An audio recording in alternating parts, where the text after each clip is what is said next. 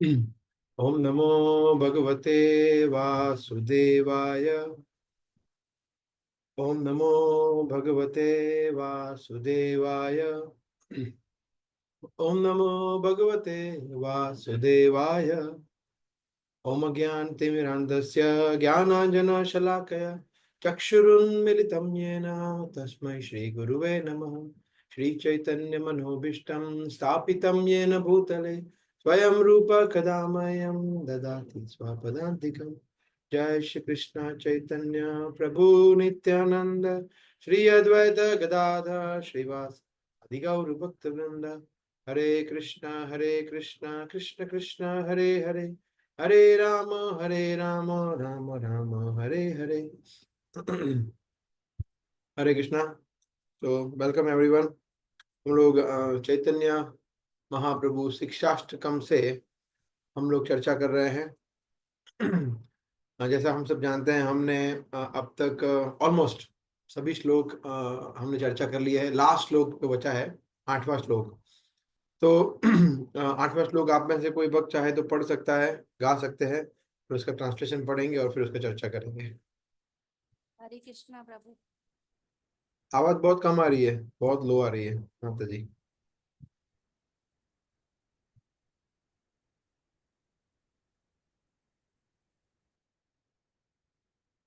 तो माता जी का आवाज बहुत कम आ रहा है, लो आ रहा है। और कोई भक्त? हरे यस। कृष्ण। हाँ प्रभु। अवैध नहीं संभला। हाँ माता जी, अभी अभी अभी सुनाई दे रहा है। सुनाई दे रहा है प्रभु। हाँ वह संभळाय थे। आश्लिष्यं वा पादरतां पिनष्टु मां दर्शनां तां करोतु वा यथा तथा वा विदधातु लम्पटो मत प्राणनाथस्तु एवं न परः। हम्म। आपके पास ट्रांसलेशन है हिंदी में? नहीं प्रभु। Okay, no problem. ठीक है। तो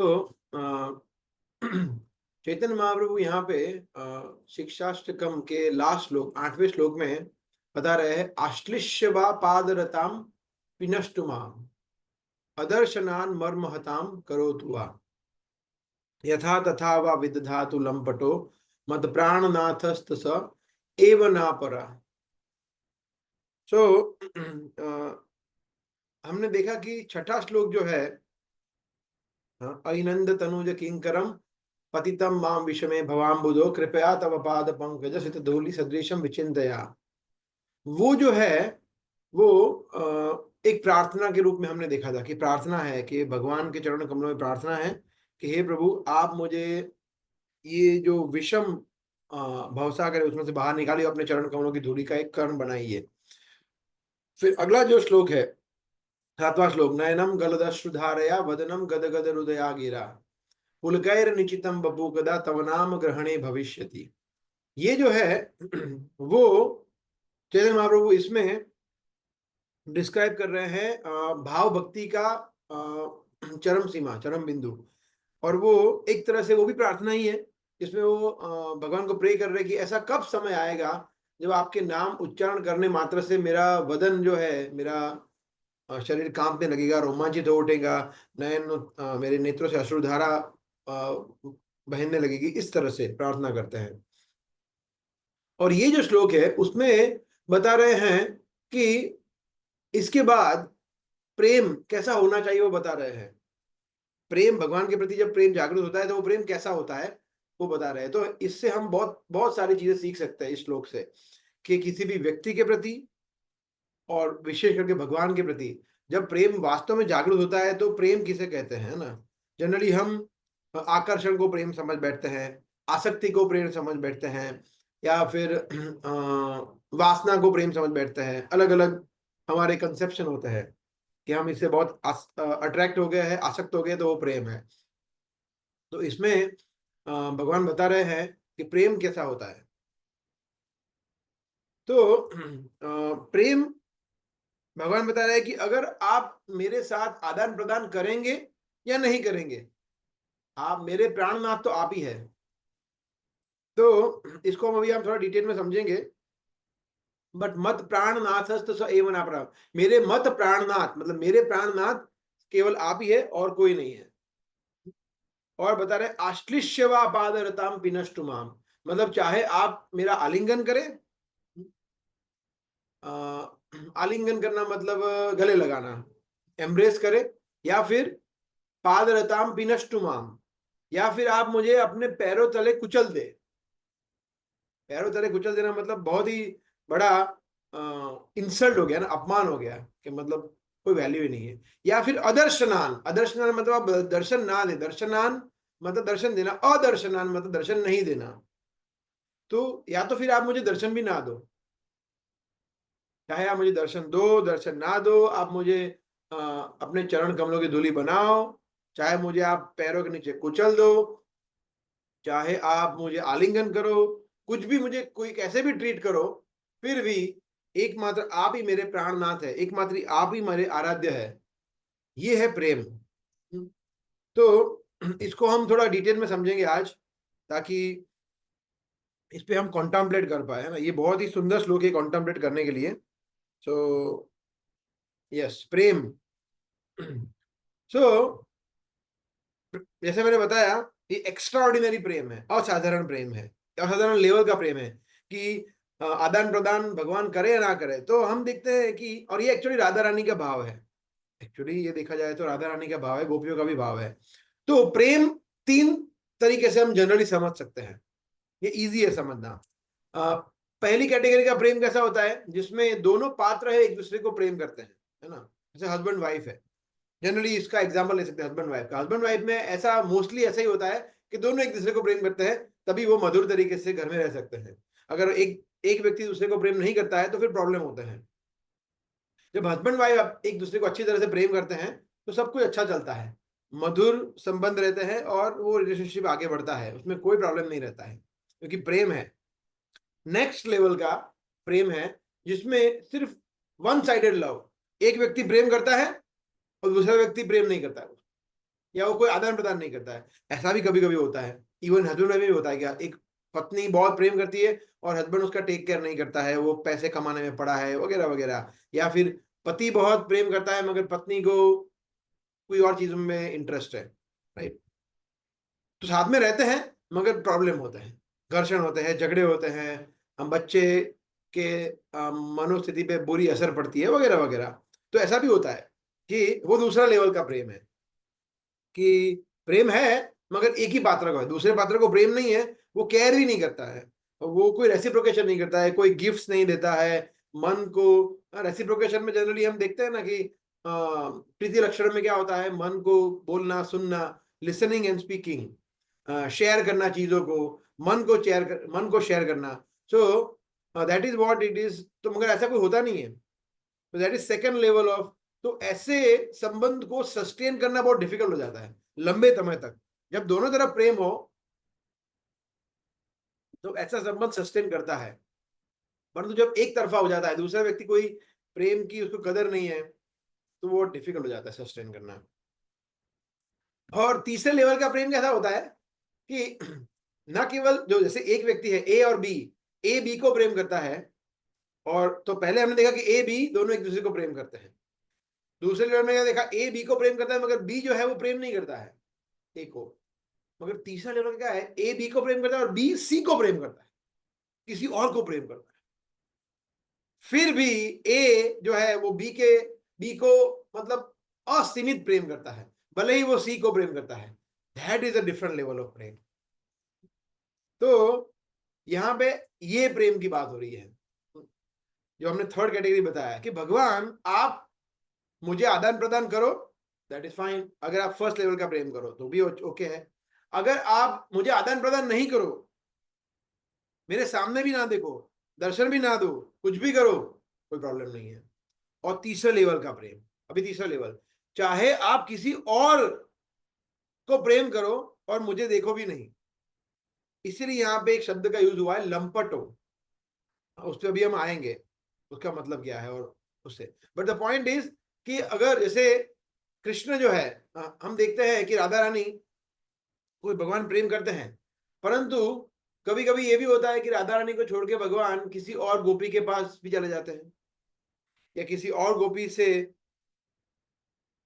रात लीला करते करते किसी और गोपी के पास या राधा रानी के पास चले जाते हैं, तो भगवान कर सकते हैं। तो फिर भी उनका प्रेम इतना भी कम नहीं होता है भगवान के प्रति। ये भाव है कि भगवान आप चाहे मुझसे प्रेम करो या किसी और से प्रेम करो, we will still love you.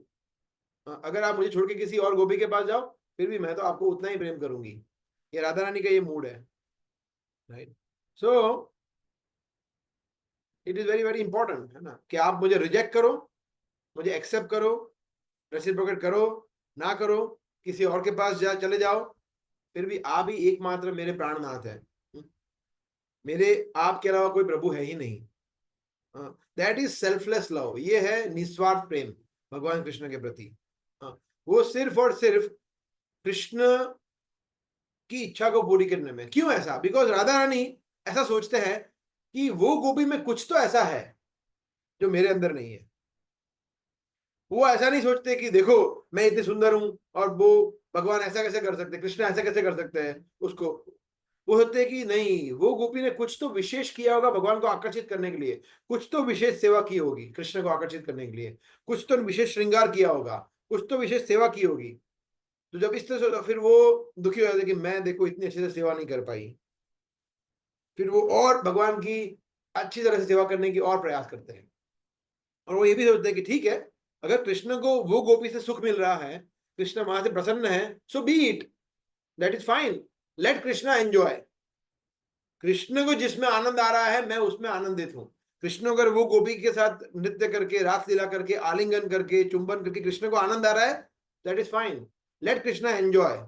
Krishna आनंद में है, कृष्ण यस यस्य तुष्टम जगत तुष्टया, अगर वो तुष्ट है तो मैं भी तुष्ट हूं।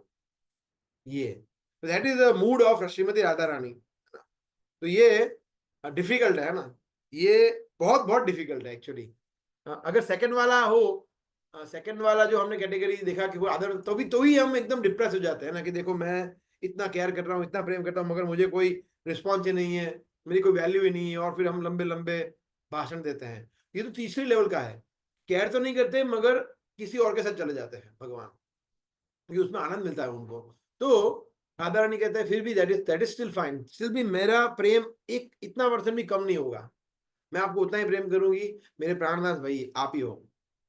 तो ये बहुत ही उच्च कोटि का प्रेम है।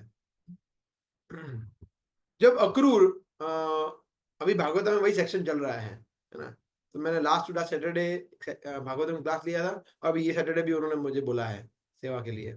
तो ये सेक्शन चल रहा है अक्रूर का, it's very nice section actually. जिसमें अक्रूर, उसमें दो तीन चीजें बहुत महत्वपूर्ण है। एक तो अक्रूर आते हैं कंस की सेवा करने के लिए, और अक्रूर अपने आप को भाग्यशाली मानते हैं कि मुझे देखो भगवान के दर्शन होंगे, ओहो 10-11 वर्षों के बाद मैं कृष्ण के दर्शन कर पाऊंगा, कभी दर्शन ही नहीं किए हैं। और वो चरण कमलों पे कॉन्टेम्पलेट करते हैं, उनके रूप पे कॉन्टेम्पलेट करते हैं, तो वो एक अलग सेक्शन है, अक्रूर कॉन्टेम्पलेशन। फिर वो आते हैं, फिर भगवान के चरण कमलों को देखते हैं और वो बेहोश हो जाते हैं, फिर वो वृंदावन की चरण रज को ग्लोरीफाई करते हैं, ब्रिजवासी ग्लोरीफाई करते हैं, वो एक अलग लेवल है। फिर गोपियों से मिलते हैं, चर्चा करते हैं, वो अलग लेवल है। फिर वो जब भगवान नंद महाराज बलराम जी से मिलते हैं, डिस्कशन है, तो वो बहुत सुंदर इंटरेक्शन 10वें अध्याय में 37, 38, 39 इस तरह के चैप्टर्स है, वो बीच में है एकदम। तो जब अक्रूर भगवान को, अभी हम इसका चर्चा क्यों कर रहे हैं, बिकॉज जब अक्रूर भगवान को लेने के लिए आए, जब कंस ने बुलाया कि मल्ल युद्ध करेंगे, लेके आओ देव की पुत्रों को, तो जब अक्रूर लेने के लिए आए, और तो गोपियों ने पूरी रात, उनको पता चल गया गोपियों की अक्रूर लेने के लिए आया है। गोपी बोल रहे कि ये इसका नाम का सिर्फ अक्रूर है, ये तो बहुत क्रूर है। अक्रूर का मतलब क्या होता है? क्रूर मतलब क्रूअल, क्रूर, घातकी। और अक्रूर मतलब जो एकदम बिल्कुल निर्दय नहीं है, बहुत दयावान है बिल्कुल। मगर वो बोल रहे हैं उल्टा गोपिया कि ये अक्रूर सिर्फ नाम के है, इनका नाम क्रूर है, बिकॉज ये कृष्ण को हमसे अलग ले जा रहे हैं, तो ये सिर्फ नाम के अक्रूर है, अक्रूर नहीं, ये तो बहुत ज्यादा क्रूर है, ऐसा बोल रहे हैं। एनीवे फिर गोपिया जो है वो पूरी रात वो सोच रहे हैं, पूरी रात वो सो नहीं पाई कि भगवान कृष्ण कल चले जाएंगे, कल चले जाएंगे। वो प्रार्थना कर रहे हैं देवी देवताओं को कि हे इंद्रदेव, ऐसा कल मूसलाधार वर्षा करो, ऐसा हरिकेन ला दो, ऐसा धुआंधार स्टॉर्म ला दो कि भगवान कृष्ण जा ही ना पाए। ऐसा प्रार्थना नहीं कर रहे हैं ऐसा वो प्रार्थना कर रहे हैं, राइट। जैसे कभी कभी ये होता है ना कि जैसे समझ लीजिए, मैं एग्जांपल दे रहा हूँ कि मैच हो, क्रिकेट का मैच होता है ना कभी कभी, तो बांग्लादेश और ऑस्ट्रेलिया का मैच होता है, और बांग्लादेश कैसा है कि हारने ही वाला है, पता है, मगर उसको अगर वो टाई ड्रॉ हो जाता है, ड्रॉ, तो उसको एक गेम और खेलने को मिलेगा, तो वो प्रार्थना करते हैं कि हे भगवान, वो बारिश आ जाए तो मजा आ जाए, गेम खेलना ही ना पड़े, ऐसे ही पॉइंट मिल जाए तो इस तरह के वो गोपिया का भाव अलग है, गोपियों का भाव, तो वो बोल रहे हैं कि हे प्रभु, आप ऐसा वर्षा करो कि कुछ हो नहीं और कृष्ण जा ना पाए, मगर ऐसा कोई होता नहीं है। तो एकदम नॉर्मल डे होता है और भगवान तो आ गए, तो गोपियां जो थी निराश हो गई, बोला हमारी की कोई प्रार्थना किसी ने सुनी नहीं। तो वो गोपियां जो ही, जनरली देखा जाता है कि गोपियां जो थी वो हमेशा एक सुसंस्कृत उन्होंने व्यवहार किया, कल्चर्ड व्यवहार किया, वो कभी भी अपने पारिवारिक नीति नियमों के विरुद्ध नहीं गई, क्योंकि एक्चुअली स्त्रियां ऐसी होती है, स्त्रियों का स्वभाव क्या होता है कि स्त्री पूरी अपने शरीर को ढक के रखती है, लज्जा उनका एक बहुत ही शील, लज्जा, चेस्टिटी, सतीत्व, ये उनके बहुत अच्छे गुण होते हैं। और अभी ऐसा देखा नहीं गया है, इसलिए अभी देखा नहीं जाता है, स्त्रियां दूषित हो जाती है, अर्जुन भी बोलते हैं ना गीता में, वर्ण संकर प्रजा उत्पन्न होती है, बिकॉज कुल की स्त्रियां दूषित हो जाती है। तो अभी हम देखते हैं कि प्रभुपाद कहते थे ये, कि हम देखते हैं कि पाश्चात्य देशों में सब जगह हिप्पी हिप्पी हिप्पी है, ड्रग्स एडिक्ट है, व्यभिचारी लोग, क्यों? बिकॉज कुल की स्त्रियां दूषित हो गई है और इसलिए उनकी प्रजा भी ऐसी हो रही है। मगर गोपियां ऐसी नहीं थी, गोपियां एकदम प्रॉपरली बिहेव करती थी, मॉडेस्ट और कल्चर्ड। तो शाय थी, शर्मीली थी, वो कभी भी खुल के कृष्ण से मिल नहीं पाती थी, अंदर अंदर कृष्ण को प्रेम करती थी, कभी बाहर एक्सप्रेस नहीं किया सबके सामने, अपने पतियों के सामने, अपने माता पिता के सामने कभी एक्सप्रेस नहीं किया, चाहे वो गोपी की उम्र 12 साल की हो, 15 साल की हो, 25 साल की हो, कोई भी हो, कोई भी उम्र की हो, जो भगवान को असीमित प्रेम करती थी, मगर फिर भी वो पारिवारिक समाज में रहती थी, एक समुदाय में रहती थी, तो इस तरह से। परंतु ये जब हुआ, और इसीलिए हम देखते हैं कि वो भगवान को मिलने रात को जाती थी, अंधेरे में, कोई देख ना ले, रात लीला रात में जाते थे, भगवान भी रात को बुलाते थे, कभी दिन में नहीं हुआ रात लीला, क्योंकि सब लोग देख लेते तो उनके सतीत्व के ऊपर, चेस्टिटी के ऊपर, कैरेक्टर पर लोग उनको ब्लेम करते, भगवान ये नहीं चाहते थे।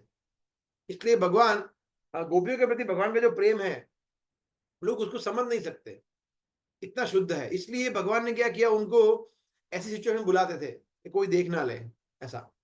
सो ये सब तो ठीक था, मगर अब तो कृष्ण चले जा रहे हैं, अब क्या करें?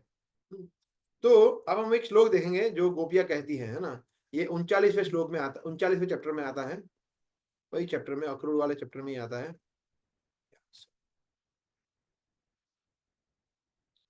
वेरी नाइस श्लोका, या।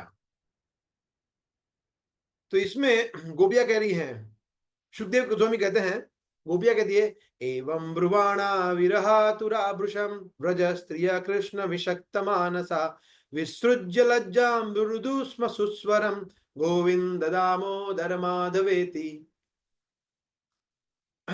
एवं ब्रुवाणा विरहातुरा भृशम, इस तरह से यहां बता रहे हैं, विरह, भगवान से, विरह से, सेपरेशन से, आतुर, मतलब इतने आतुर हो गए वो, इतने विचलित हो गए, हाँ, पुरुषम मतलब कंप्लीटली, हाँ, व्रज स्त्रिया मतलब व्रज की गोपिया है, स्त्रिया, व्रज की स्त्रिया है, हाँ, कृष्ण विसक्त, कृष्ण विसक्त मानसा, के कृष्ण के उनके मन जो है, एक होता है आसक्त, एक होता है विसक्त, तो आसक्त से भी ऊपर होता है विसक्त, मतलब अत्यंत, अत्यंत आसक्त, भगवान के प्रति उनका मन इतना आसक्त था कि और कुछ सोच ही नहीं पा रहे थे। और फिर जो शब्द है वो बहुत इंपॉर्टेंट है, विसृज्य लज्जाम, विसृज्य मतलब तिरस्कार कर दिया, छोड़ दिया, क्या? लज्जाम, सब प्रकार की शर्म, शेम छोड़ दी उन्होंने, जो अब तक उन्होंने बचा के रखी थी गोपियों ने, कि नहीं नहीं नहीं। और रुरुदस्म, रो रो के, चिल्ला चिल्ला के, लाउडली, सुस्वरम मतलब बहुत ऊंचे आवाजों में क्या बोल रहे हैं? हे गोविंद, हे दामोदर, हे माधव।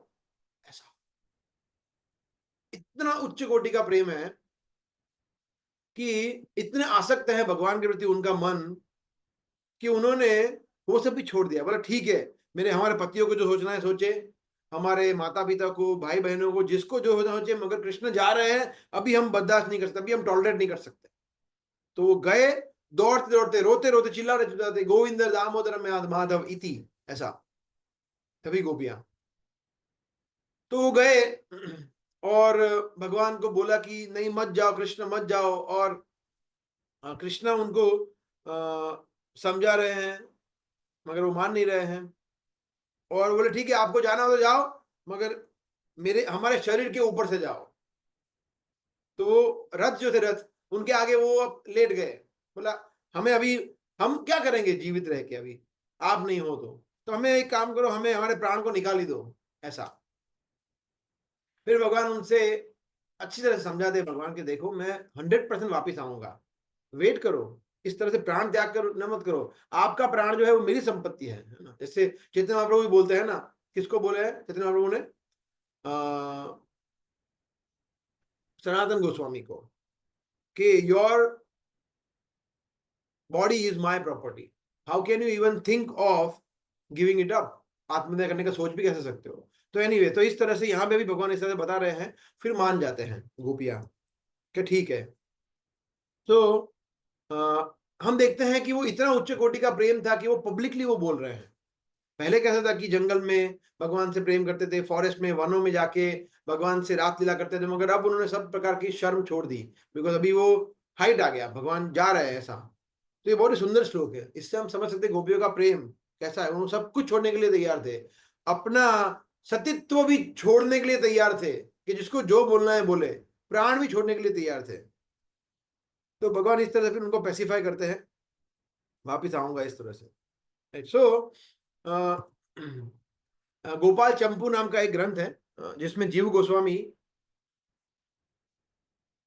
इसको बहुत अच्छी तरह से समझाते हैं। इसको जो ये पूरा अक्रूर का पूरा सेशन है, सेक्शन है, और गोपियां जिस तरह से बिहेव करती है। तो जीव गोस्वामी इसमें बताते हैं कि जब भगवान इस तरह बाद में जाते हैं वहां पे कंस का वध करते हैं, और कंस का ठीक है, हो गया काम, वापिस मैं वृंदावन जाता हूँ। तो बोला, तो सभी वो यदुवंशी जो थे वो आगे, नहीं नहीं नहीं नहीं नहीं, क्या कर रहे हो कृष्ण, अभी आप हमें छोड़ के नहीं जा सकते, अभी आप ही तो हमारे राजा हो। कृष्ण बोले नहीं नहीं नहीं, मैं तो ग्वाल बाल हूं, मैं तो गोपाल हूं, मैं तो गायों का रखवाला हूं, मैं थोड़ी राजा हूं। कृष्ण ऐसा बोल रहे, बोले नहीं नहीं नहीं नहीं, देखो हम सबको पता है, तुम ही देवकी के 8वें संतान हो, भविष्यवाणी बताई थी, अभी तो प्रूव हो गया, आपने ही मारा है, तो आपको ही राजा बनना पड़ेगा, आप यदुवंशी हो, है ना, आप आ, आ, वसुदेव के पुत्र हो, इस तरह से बता रहे हैं। कृष्ण बोले नहीं नहीं नहीं, ये नहीं हो सकता। कृष्ण बोल रहे मैं, और फिर कृष्ण ने आ, उनको राजा बनाया। किसको, किसको राजा बनाया कंस के बाद, बोलिए? उनके नाना जी उनके नाना जी को। हाँ, क्या नाम था?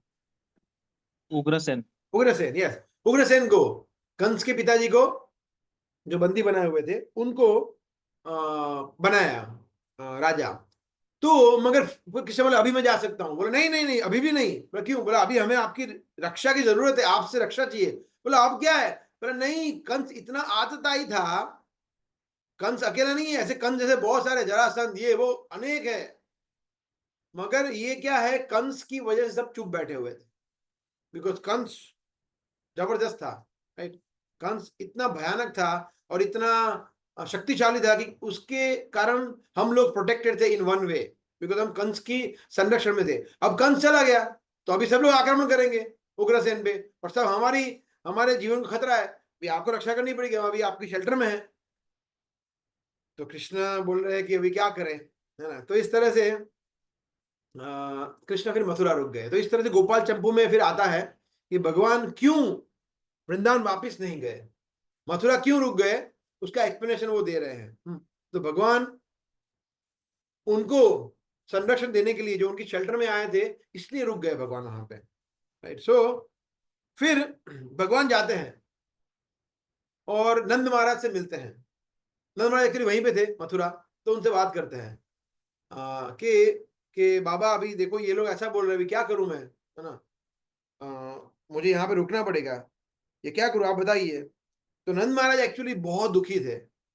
वो एक्सपेक्ट कर रहे थे कि बस अभी तो कृष्ण कंस खत्म हो गया, तो वो अभी कृष्ण वापिस ही आएगा, मेरे पास आएगा मेरा बेटा, और यशोदा भी वेट कर रही है, सब गोपियां, सब ग्वाल बाल उनके सखा सब वेट कर रहे हैं, गाय वेट कर रही है, बछड़े वेट कर रहे हैं, वृंदावन की भूमि, गोवर्धन, यमुना सब वेट कर रहे हैं, ये कब कृष्ण आए, कब कृष्ण आए, उनमें सबको क्या जवाब दूंगा। वो सोच सोच के वो डर रहे हैं नंद महाराज, बोले सब कुछ ब्लेम मेरे पे आएगा कि मैं उनको ले गया और मैं उनको छोड़ नहीं आया, क्योंकि मैं पिता हूं। तो वो अंदर से बहुत दुखी है, मगर बाहर से वो हंस रहे हैं। और हंस के बता रहे हैं लाफिंगली कि अच्छा, ओहो, ये तो मेरे लिए बहुत गर्व की बात है कि मतलब मेरे पुत्र को ये लोग राजा मान रहे हैं, वसुदेव का पुत्र मान रहे हैं, तो बहुत गर्व की बात है। तो यस कृष्णा, तुम इस तरह से देखा तो क्षत्रिय हो, तुम यहाँ पे रुकना चाहिए, रक्षा करनी चाहिए। तो इस तरह से मन पे पत्थर रख के नंद महाराज ऐसा बोल रहे हैं। तो फिर नंद महाराज बोल रहे हैं, मगर मेरा एक आशंका है कि मैं यशोदा को क्या बताऊंगा, ये सब ब्रजभूमि के जो ब्रजवासी उनको क्या बताऊंगा, कृष्ण मैं अकेला क्यों आया।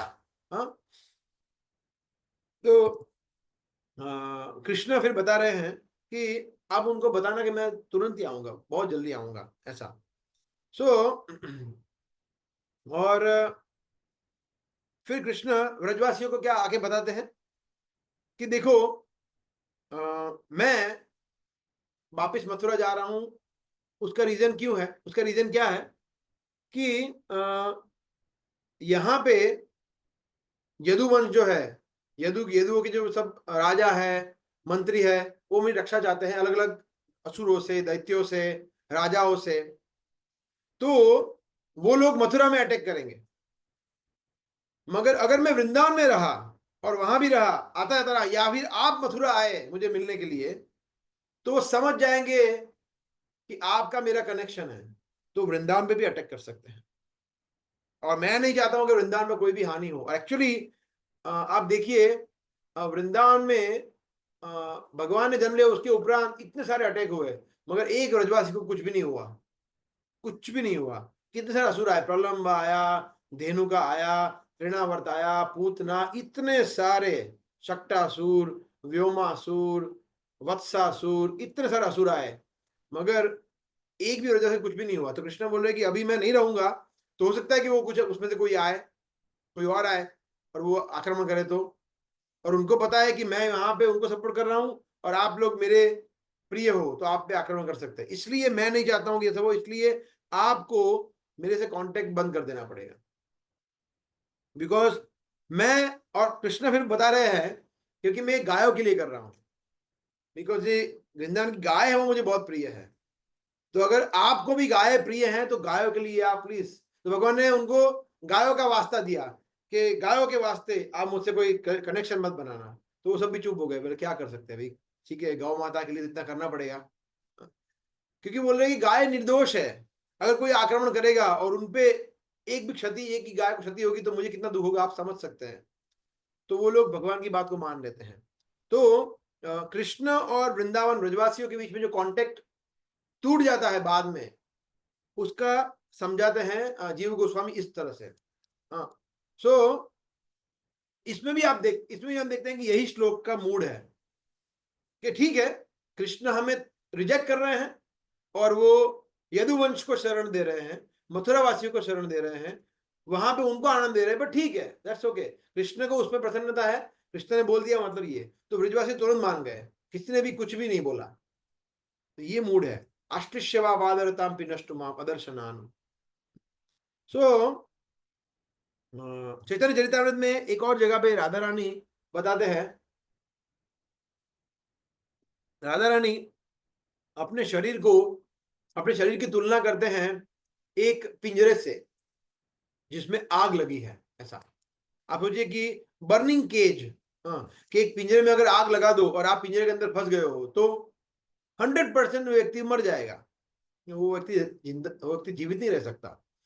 तो राधा रानी बता रहे हैं, परंतु क्योंकि कृष्ण तुमने ये बोला था कि मैं आऊंगा, क्योंकि तुमने ये बोला था कि मैं आऊंगा मथुरा से वापस, ये बोल के गए हो, इसलिए समहाउ मैं जीवित रहती हूँ, जलते हुए भी मैं जीवित हूं, मैं प्राण नहीं छोड़ रही हूँ मेरा। तो ये मूड है राधा रानी का, चैतन्य महाप्रभु का, दोनों का, कि वो जल रहे हैं, हाँ, अग्नि में जल रहे हैं, भगवान के विरह की अग्नि में जल रहे हैं, परंतु शरीर छोड़ नहीं रहे हैं समहाउ। तो ये बहुत ही डिफिकल्ट सिचुएशन है कि जल रहे हैं, शरीर नहीं छोड़ रहे हैं। तो जलन जो है वो किसकी वजह से? विरह की वजह से। और शरीर छोड़ नहीं रहे हैं, और शरीर अभी भी प्राण ऐसे, क्यों? बिकॉज आशा है कृष्ण आएंगे, सो कृष्ण विल कम। और गोपियों का भी ऐसा ही था, गोपी भी ऐसा ही था कि जो गोपी थी, गोपियां जो थी, वो भी प्राण छोड़ने की ऑलमोस्ट कगार पे ही थी कि अभी मतलब जीवित रह के कोई मतलब नहीं है, कृष्ण नहीं है तो। परंतु जब कृष्ण ने बोला कि मैं आऊंगा, मैं आऊंगा, तो बोले अभी प्राण नहीं छोड़ सकते, क्योंकि अभी जब कृष्ण वापिस आएंगे, अगर वो हमें पाएंगे नहीं तो हम क्या करेंगे? कृष्ण जब आएंगे तो हम स्वस्थ चाहिए, स्मित में चाहिए, खुश चाहिए, ताकि हम उनकी अच्छी सेवा कर पाए। और कृष्ण अगर हमें नहीं पाएंगे, अगर हम प्राण त्याग देंगे, तो हम कृष्ण की सेवा कैसे करेंगे? वेनेवर कृष्ण विल कम, अब आएंगे, 10 साल के बाद आएंगे, कभी भी आएंगे, मगर हम वैसे के वैसे ही उनको मिलेंगे, उनकी सेवा के लिए रेडी। उसकी वजह से उन्होंने प्राण त्याग नहीं किया, वरना प्राण त्याग करना उनके लिए बहुत आसान था, मगर जीवित रहना उससे भी मुश्किल था। मगर उन्होंने वो चुना कि नहीं, हम जीवित रहेंगे कृष्ण के विरह से, पल पल रोएंगे, हम आंसू बहाएंगे, हम जलेंगे अग्नि में, विरह की अग्नि में, परंतु हम प्राण त्याग नहीं करेंगे, क्योंकि कृष्ण को हमारी जरूरत है, कृष्ण को हमारी सेवा की जरूरत है। हम सेवा करेंगे तभी तो कृष्ण यहाँ पे आएंगे, कृष्ण प्रसन्न होंगे। तो कृष्ण ने बोला कि वो आएंगे, मतलब आएंगे। विश्वास कितना है कृष्ण की वाणी पे? कृष्ण ने बोला था मैं आऊंगा, मतलब, और कृष्ण ने एक्चुअली, वो कृष्ण आए भी थे, वो भी हम आएंगे उसके ऊपर। कृष्ण ने झूठ मूठ नहीं बोला था, कृष्ण आए थे, ऐसा। So that is what it is. Krishna ने बोला I will surely come back. तो सिर्फ उतना कहने पे जो ब्रजवासियां हैं, जो गोपियां हैं, वो कन्विंस हो गए और उन्होंने प्राण नहीं छोड़े अपने। ये है भक्ति एक्चुअली, ये है प्रेम, है ना? हमारे अंदर, इसलिए हमें सोचना कि हमारे अंदर उसका कितना अंश है? 1% है, 0.001% है, कुछ नहीं है। सो वहां तक पहुंचना है हमें।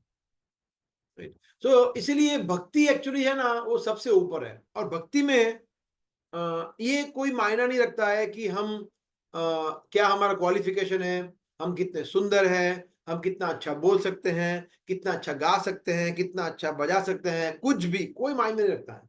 Nothing matters. और एक्चुअली भागवतम अगर आप पढ़ो अच्छी तरह से, तो भागवतम में ऐसे अनेक उदाहरण हैं जो सो कॉल्ड पूरा है, पूरा उलट सुलट हो गया है। सो कॉल्ड लगता है कि ये परफेक्ट ऑर्डर है, भक्ति में पूरा उल्टा है। जैसे एग्जाम्पल, दुर्वासा मुनि, अभी हमने चर्चा की, दुर्वासा मुनि, अमरीश महाराज। अभी दुर्वासा मुनि ब्राह्मण है और अमरीश महाराज क्षत्रिय है, तो ब्राह्मण यहाँ पे, क्षत्रिय यहाँ पे, वैश्य यहाँ पे, शूद्र यहाँ पे, है ना? तो वर्णाश्रम धर्म सबसे ऊपर कौन आता है? ब्राह्मण, फिर क्षत्रिय। मगर यहाँ पे उल्टा है। दुर्वासा क्योंकि वो भक्त नहीं है, वो अमरीश महाराज से नीचे है। और अमरीश महाराज हालांकि क्षत्रिय है, फिर भी दुर्वासा मुनि से ऊपर है। तो भक्ति में, भागवतम में ये बार बार दिखाया है कि भक्ति में हमारा कोई कैलकुलेशन, कोई गणित चलता नहीं है। दूसरा एग्जांपल है इंद्र और वृत्रासुर का। इंद्र जो है वो देवता है, और वृत्रासुर वो तो असुर था। फिर भी हम देखता है कि इंद्र और वृत्रासुर में पूरा 360 डिग्री चेंज था। वृत्रासुर बहुत प्योर डिवोटी, हाँ, वो भगवान का शुद्ध भक्त था और भगवान के धाम गया। और इंद्र वो इम्प्योर डिवोटी, वो कंटामिनेटेड था, वो अशुद्ध भक्त था, वो प्योर डिवोटी नहीं था। तो भक्ति जो है, सिमिलरली गोपिया, गोपिया क्या है? वो सिंपल, सिंपल एकदम, गांव गांव गाय की, सॉरी, गांव की वो भोली भाली स्त्रियां हैं। कुछ नहीं आता उनको, कोई योगी नहीं थी, तपस्वी नहीं थी, कोई वो बड़े बड़े एकादशी के व्रत नहीं करती थी, कोई बड़ी बड़ी तपस्याएं नहीं करती थी, कुछ नहीं, परंतु mind always absorb in Krishna, मन कृष्ण निवेश है, ये इंपॉर्टेंट है। तो इस तरह से गोपियां हमें सिखाती है कि किस तरह से कुछ भी हो जाए, कृष्ण ही हमारे प्राणनाथ है। और कृष्ण की सेवा के लिए हमें अगर जीवित रहना पड़े इस तरह से तो भी चलेगा। तो इसको होता है इन्वर्जन, इन्वर्जन इन हायरार्की, ट्रेडिशनल हायरार्की, वो कुछ ऐसा होता नहीं है। सो और गोपियां जो थी वो परकीय भाव में थी, है ना। एक होता है स्वकीय भाव, एक होता है परकीय भाव। तो स्वकीय भाव मतलब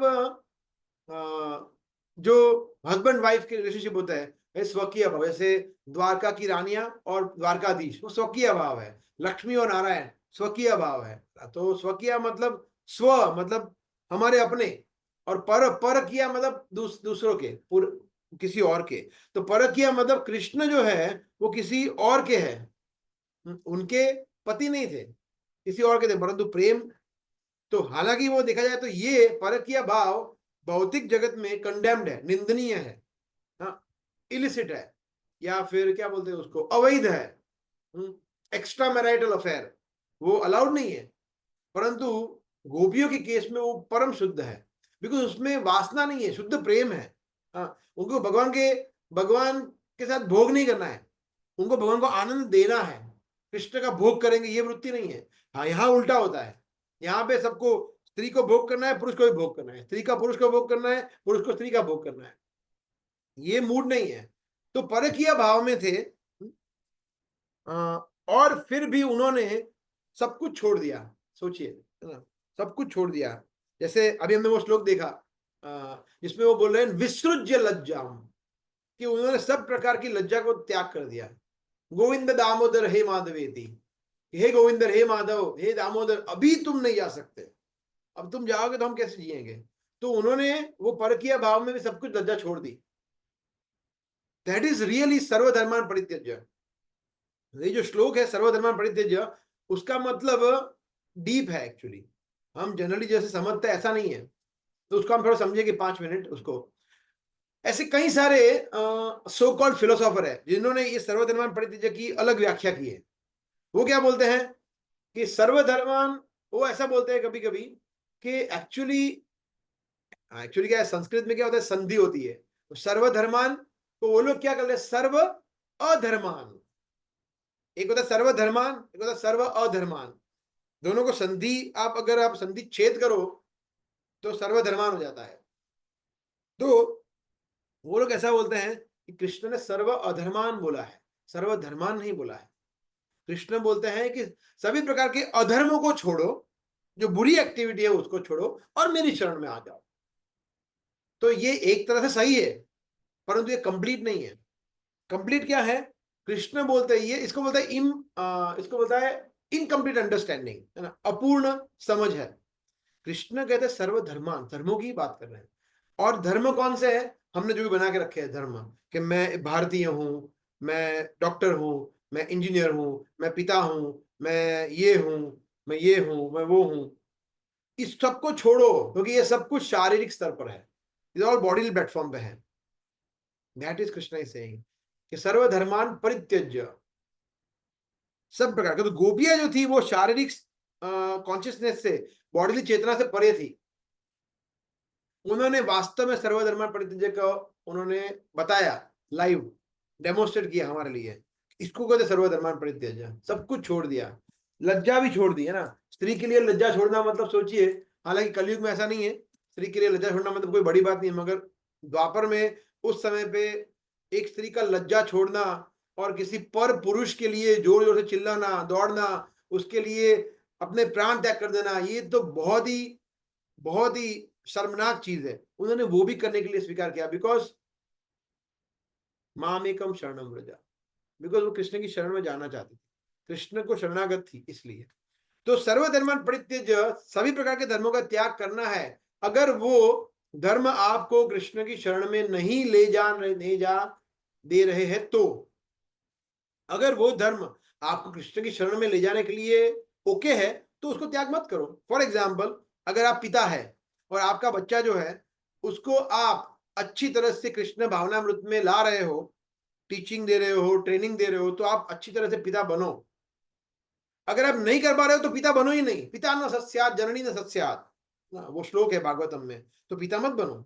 सिमिलरली जो भी आप जॉब कर रहे हैं, बिजनेस कर रहे हैं, घर का काम कर रहे हैं, कुछ भी कर रहे हैं, अगर वो सब करने से संसिद्धि हरितोषणम नहीं हो रहा है, अतः पुंबी द्विज श्रेष्ठ वर्णाश्रम विभागश, स्वनुस्थितस्य धर्मस्य संसिद्धि हरितोषणम। अगर सब कुछ करके वर्णाश्रम में एकदम परफेक्टली अनुस्थित होके, परफेक्टली सिचुएट होके, फिर भी अगर हम कृष्ण को संतुष्ट नहीं कर पा रहे हैं, हरि को संतुष्ट नहीं कर पा रहे हैं, कोई मतलब ही नहीं है। तो धर्म का त्याग करना है अगर हम कृष्ण भक्ति में आगे नहीं बढ़ रहे हैं। तो अगर कृष्ण भक्ति में आगे बढ़ने के लिए जो भी हम कर रहे हैं वो हेल्प कर रहा है, तो उसको त्याग नहीं करना है। आनुकूल्येन कृष्णानुशीलनम। और एक जगह बताया है आनुकूल्य से संकल्प, प्रतिकूल्य से वर्जनम।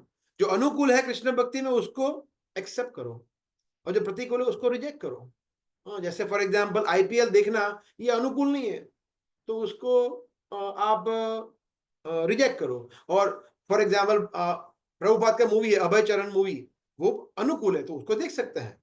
So it is like that. So TV है, दोनों टीवी है, दोनों पे आप कुछ देख रहे हैं, दोनों पे मूवी चल रहा है। एक है बॉलीवुड का मूवी है, एक प्रभुपाद का मूवी है, हरे कृष्णा मूवी है, तो ये देख सकते हैं बिल्कुल। एक है कृष्ण कीर्तन है, उसको देख, उसको सुन सकते हैं। एक है बॉलीवुड के गाने, उसको नहीं सुनना है। तो भगवान की शरण में जाने के लिए क्या अनुकूल है उसको त्याग नहीं करना है, जो प्रतिकूल है उसको त्याग करना है। ये गोपियों से हम सीखते हैं। तो it is very nice lesson which all the gopis are teaching us, right? मत प्राणनाथस्त एवं अपराध। फिर भी मैं आपको हम आपको प्रेम करते हैं, है ना। अगर आप मेरे साथ रेसिप्रोकेट करेंगे नहीं करेंगे, राइट। दूसरा दूसरा एक और चीज इंपॉर्टेंट है सर्वधर्म परित्यज्य में। एक चीज होता है कि बुरी चीजों का त्याग करना। जैसे अभी हमने बात किया ना कि आईपीएल मैच देखना, बॉलीवुड के गाने सुनना, ठीक है उसको हम त्याग करते हैं, दैट इज फाइन। मगर क्या अच्छी चीजों को त्याग? गोपियां जो थी उन्होंने तो अच्छी चीजों का भी त्याग कर दिया। Giving up bad things for Krishna is okay, but giving up so called good things for Krishna is also exemplary, है ना। तो गोपियों ने क्या किया? जो उनके सो कॉल्ड पति थे, उनके घर बार थे, उनके पशु थे, बच्चे थे, सबको छोड़ दिया। क्यों? Only for Krishna. ये एक अलग लेवल का है। ऐसा देखा जाता है ना कि जो ब्रह्मचारी होते हैं, जो घर छोड़ के फुल टाइम टेंपल ज्वाइन करते हैं, आश्रम ज्वाइन करते हैं ना, उसमें से कुछ लोग होते हैं वेल सिचुएटेड होते हैं, वेल मतलब बहुत अच्छा खासा कमाते हैं, अच्छा परिवार है, धार्मिक परिवार है, मंदिर से नजदीक रहते हैं, गृहस्थ आश्रम में अच्छी तरह से प्रवेश करके भक्ति कर सकते हैं। परंतु वो अलग सोचते हैं कि नहीं, गृहस्थ आश्रम में मैं शायद इतना कर पाऊंगा, मुझे इतना नहीं, मुझे पूरा करना है। तो बोले नहीं, मैं फुल टाइम करूंगा, उसके अलावा मुझे कुछ नहीं करना है। That is surrender, that is another level of surrender. कि अच्छी चीज को भी भगवान के लिए, अच्छे धर्मों को भी उन्होंने त्याग कर दिया। क्यों? बिकॉज कृष्ण की शरण में जाना है। मामेकम शरणम व्रज, राइट। सो कृष्ण एक्चुअली रेसिप्रोकेट करते हैं, ऐसा नहीं है कि नहीं करते हैं। एक और चीज है कि भगवान अदर्शनान और पिनष्टुमाम ऐसा नहीं करते हैं, भगवान करते हैं, बहुत दयालु है। ये चैतन्य आप लोग कह रहे हैं, ये भाव ऐसा ही होता है, परंतु भगवान का भाव ऐसा नहीं होता है। भगवान तो बहुत हमारे बोलने से पहले ही रेसिप्रोकेट करने लगते हैं, आदान प्रदान करते हैं। जैसे गोपियों के केस में भी हुआ था। तो अगेन गोपाल चंपू में बताते हैं जीव गोस्वामी सेम सेम जगह पे कि गोपिया का जब ऐसा प्रेम देखा भगवान ने, तो भगवान के मन में सिर्फ यही चल रहा था। जब इन दो का वध किया, शिशुपाल का वध किया, और मथुरा में कंस का वध किया, उसके बाद पूरा पांडवों के साथ लीला किया, वो सब कुछ भगवान के मन में ही चल रहा था, गोपियां ही चल रही थी। 100% वृंदावन के अलावा कुछ नहीं था। फिर भगवान ने जब दंत वक्र का, आगे आता है वर्णन, दंत वक्र का वध किया जब, तो दंत वक्र जो था वो अगेन जो कि हम जानते हैं कि वो जय विजय में से था, दंत वक्र शिशुपाल। और वो जब शाल्व का वध किया तो उसका बदला लेने के लिए दंत वक्र ने फिर भगवान के साथ युद्ध किया, और भगवान ने चुटकी में मार दिया उसको। उसके बाद भगवान ने प्रतिज्ञा ली, और उसके बाद भगवान फिर वृंदावन गए। और एक्चुअली वर्णन भी आता है, मगर वहां वर्णन है भागवतम में कि भगवान 2 महीनों के लिए गए, ऐसा वर्णन है। फिर 2 महीने के बाद वापिस द्वारका गए।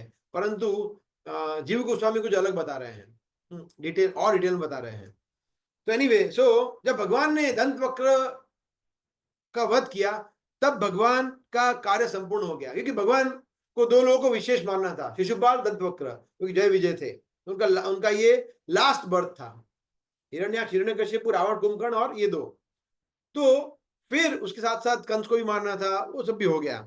फिर भगवान ने प्रण लिया कि अब मैं हथियार शस्त्र नहीं उठाऊंगा, जो कि हम जानते हैं भगवान ने लास्ट तक उसको फुलफिल किया, एक्सेप्ट भीष्म के लिए थोड़ा बहुत लिया था, वो अलग बात है। बट जनरली स्पीकिंग जब अर्जुन गए तो भगवान ने बोला कि देखो मैं तो शस्त्र नहीं उठाऊंगा। दुर्योधन ने बोला कि ठीक है, आपने को तो सेना ही चाहिए, ऐसा। सो भगवान वहां से वृंदावन गए। भगवान ने बोला कि मेरा कार्य पूरा है कि अभी मैं वृंदावन रहूंगा, शस्त्र नहीं उठाऊंगा। तो जीव गोस्वामी बताते हैं कि भगवान वृंदावन गए और वृंदावन में जाके कृष्ण, बलराम, अक्रूर जी और गोपिया, व्रजवासी सब लोग वहां से सीधा गोलोक धाम गए, पूरा सब कुछ। हाँ, भगवान ने विस्तार किया, भगवान विस्तार कर सकते हैं, और सबको लेके वहां पे गए और वहां पे फिर नित्य लीला उन्होंने की। और फिर भगवान का विस्तार जो था, एक विस्तार वहां पे गए और भगवान फिर द्वारिका में गए और फिर अपनी लीला की। तो भगवान ने उनके आदान प्रदान भी किया, उनको अपना शाश्वत संग भी दिया, क्योंकि गोपियों का भाव ऐसा था। सो हम लोग साधक भक्त हैं, हम लोग कोई शुद्ध भक्त नहीं है, और हम लोग कोई गोपियों जैसा भाव हमारे अंदर है नहीं, सिद्ध भक्त नहीं है। परंतु एक चीज जो हम सीख सकते हैं या प्रयास कर सकते हैं, वो है गोपियों का भाव से हम सीख सकते हैं कि आशा, गोपियों ने कभी भी आशा छोड़ी नहीं। एक और श्लोक है जो मैं दिखाना चाहूंगा, चैतन्य चरितामृत में आता है ये, मध्य लीला में। एक तो ये भक्ति रसामृत सिंधु में भी आता है ये भक्त के, शुद्ध भक्त के गुण है अलग अलग। या क्षांतिर अव्यर्थ कालत्वम विरक्तिर मान शून्यता। तो ये इसको शांति, शांति का मतलब बताया गया है क्षमा करना, अव्यर्थ कालत्वम, एक सेकंड भी वेस्ट नहीं करना, विरक्ति, फिर मान शून्यता, अमानिन, इस तरह से पूरा। उसके बाद आशबंध। आशबंध का मतलब है, यहां पे दिख रहा है ना, आशबंध। आशबंध का मतलब है कि वो कभी भी होप छोड़ता नहीं है। एक भक्त, जैसे गोपियों ने कभी होप नहीं छोड़ी ना, आशा नहीं छोड़ी कि नहीं कृष्ण ने बोला है तो कृष्ण आएंगे, 100% आएंगे, उसमें कोई डोर आए नहीं है। तो कभी भी वो आशा नहीं छोड़ता भक्त, कुछ भी हो जाए।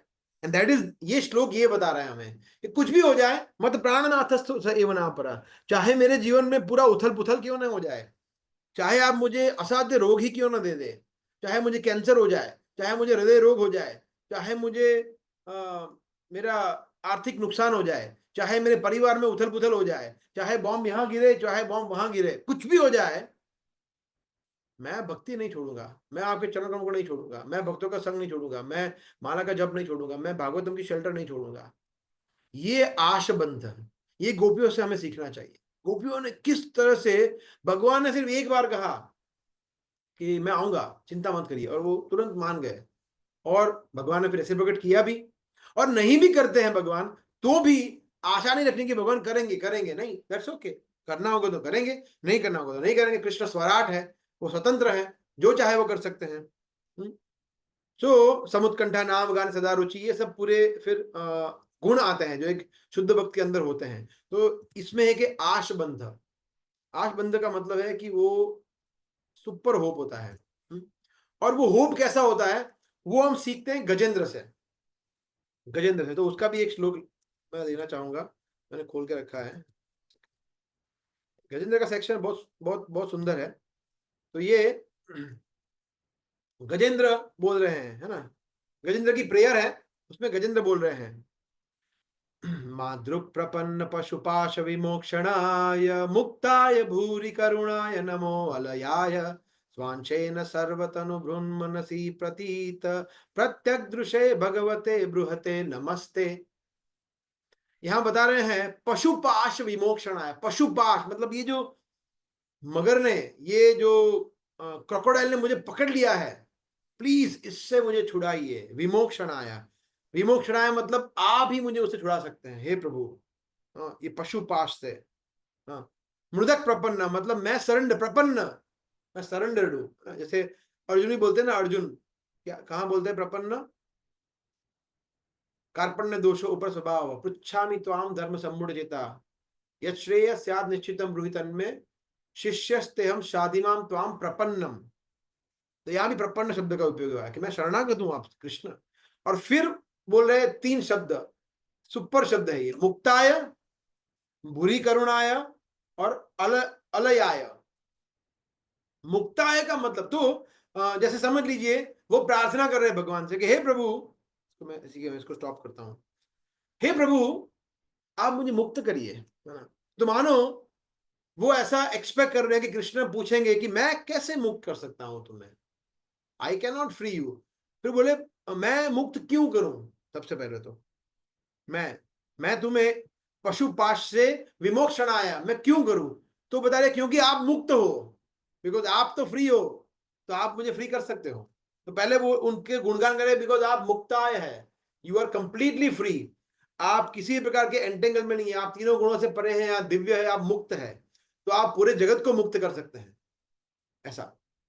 फिर कृष्ण हो सकता है कि ऐसा बोले कि ठीक है मैं मुक्त कर सकता हूं, परंतु मैंने तुम्हें नहीं फंसाया, तुम तुम्हारे कर्मों से फंसे हुए हो, तुमने ऐसे कर्म किए हैं अनेक अनेक जन्मों से, इसलिए वो मगरमच्छ ने पकड़ लिया है। अब क्या करूं मैं, भुगतो अभी क्या करूं।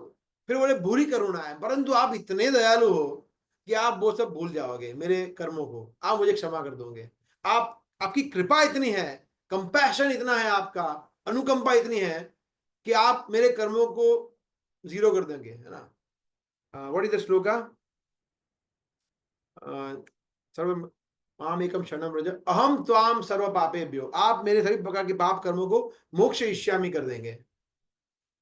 और फिर वो बोल रहे हैं, भगवान बोल रहे हैं, ऐसा वो मान रहे हैं कि भगवान अगर ऐसा बोलेंगे कि ठीक है मैं ऐसा कर सकता हूं, मैं ऐसा कर सकता हूं, परंतु मैंने ऐसा पहले भी किया है, मैंने ऐसा पहले भी किया है, मैंने बहुत करुणा की है, मगर तुम सुधरते नहीं हो, फिर भी पाप कर्म करते हो, है ना। हमारा हमारा भी ऐसा ही है, हम लोग कुत्ते की दुम जैसे है, टेढ़े है ना, बार बार गलतियां करते हैं, भगवान और भक्त हमें बचाते हैं, फिर भी गलती करते हैं।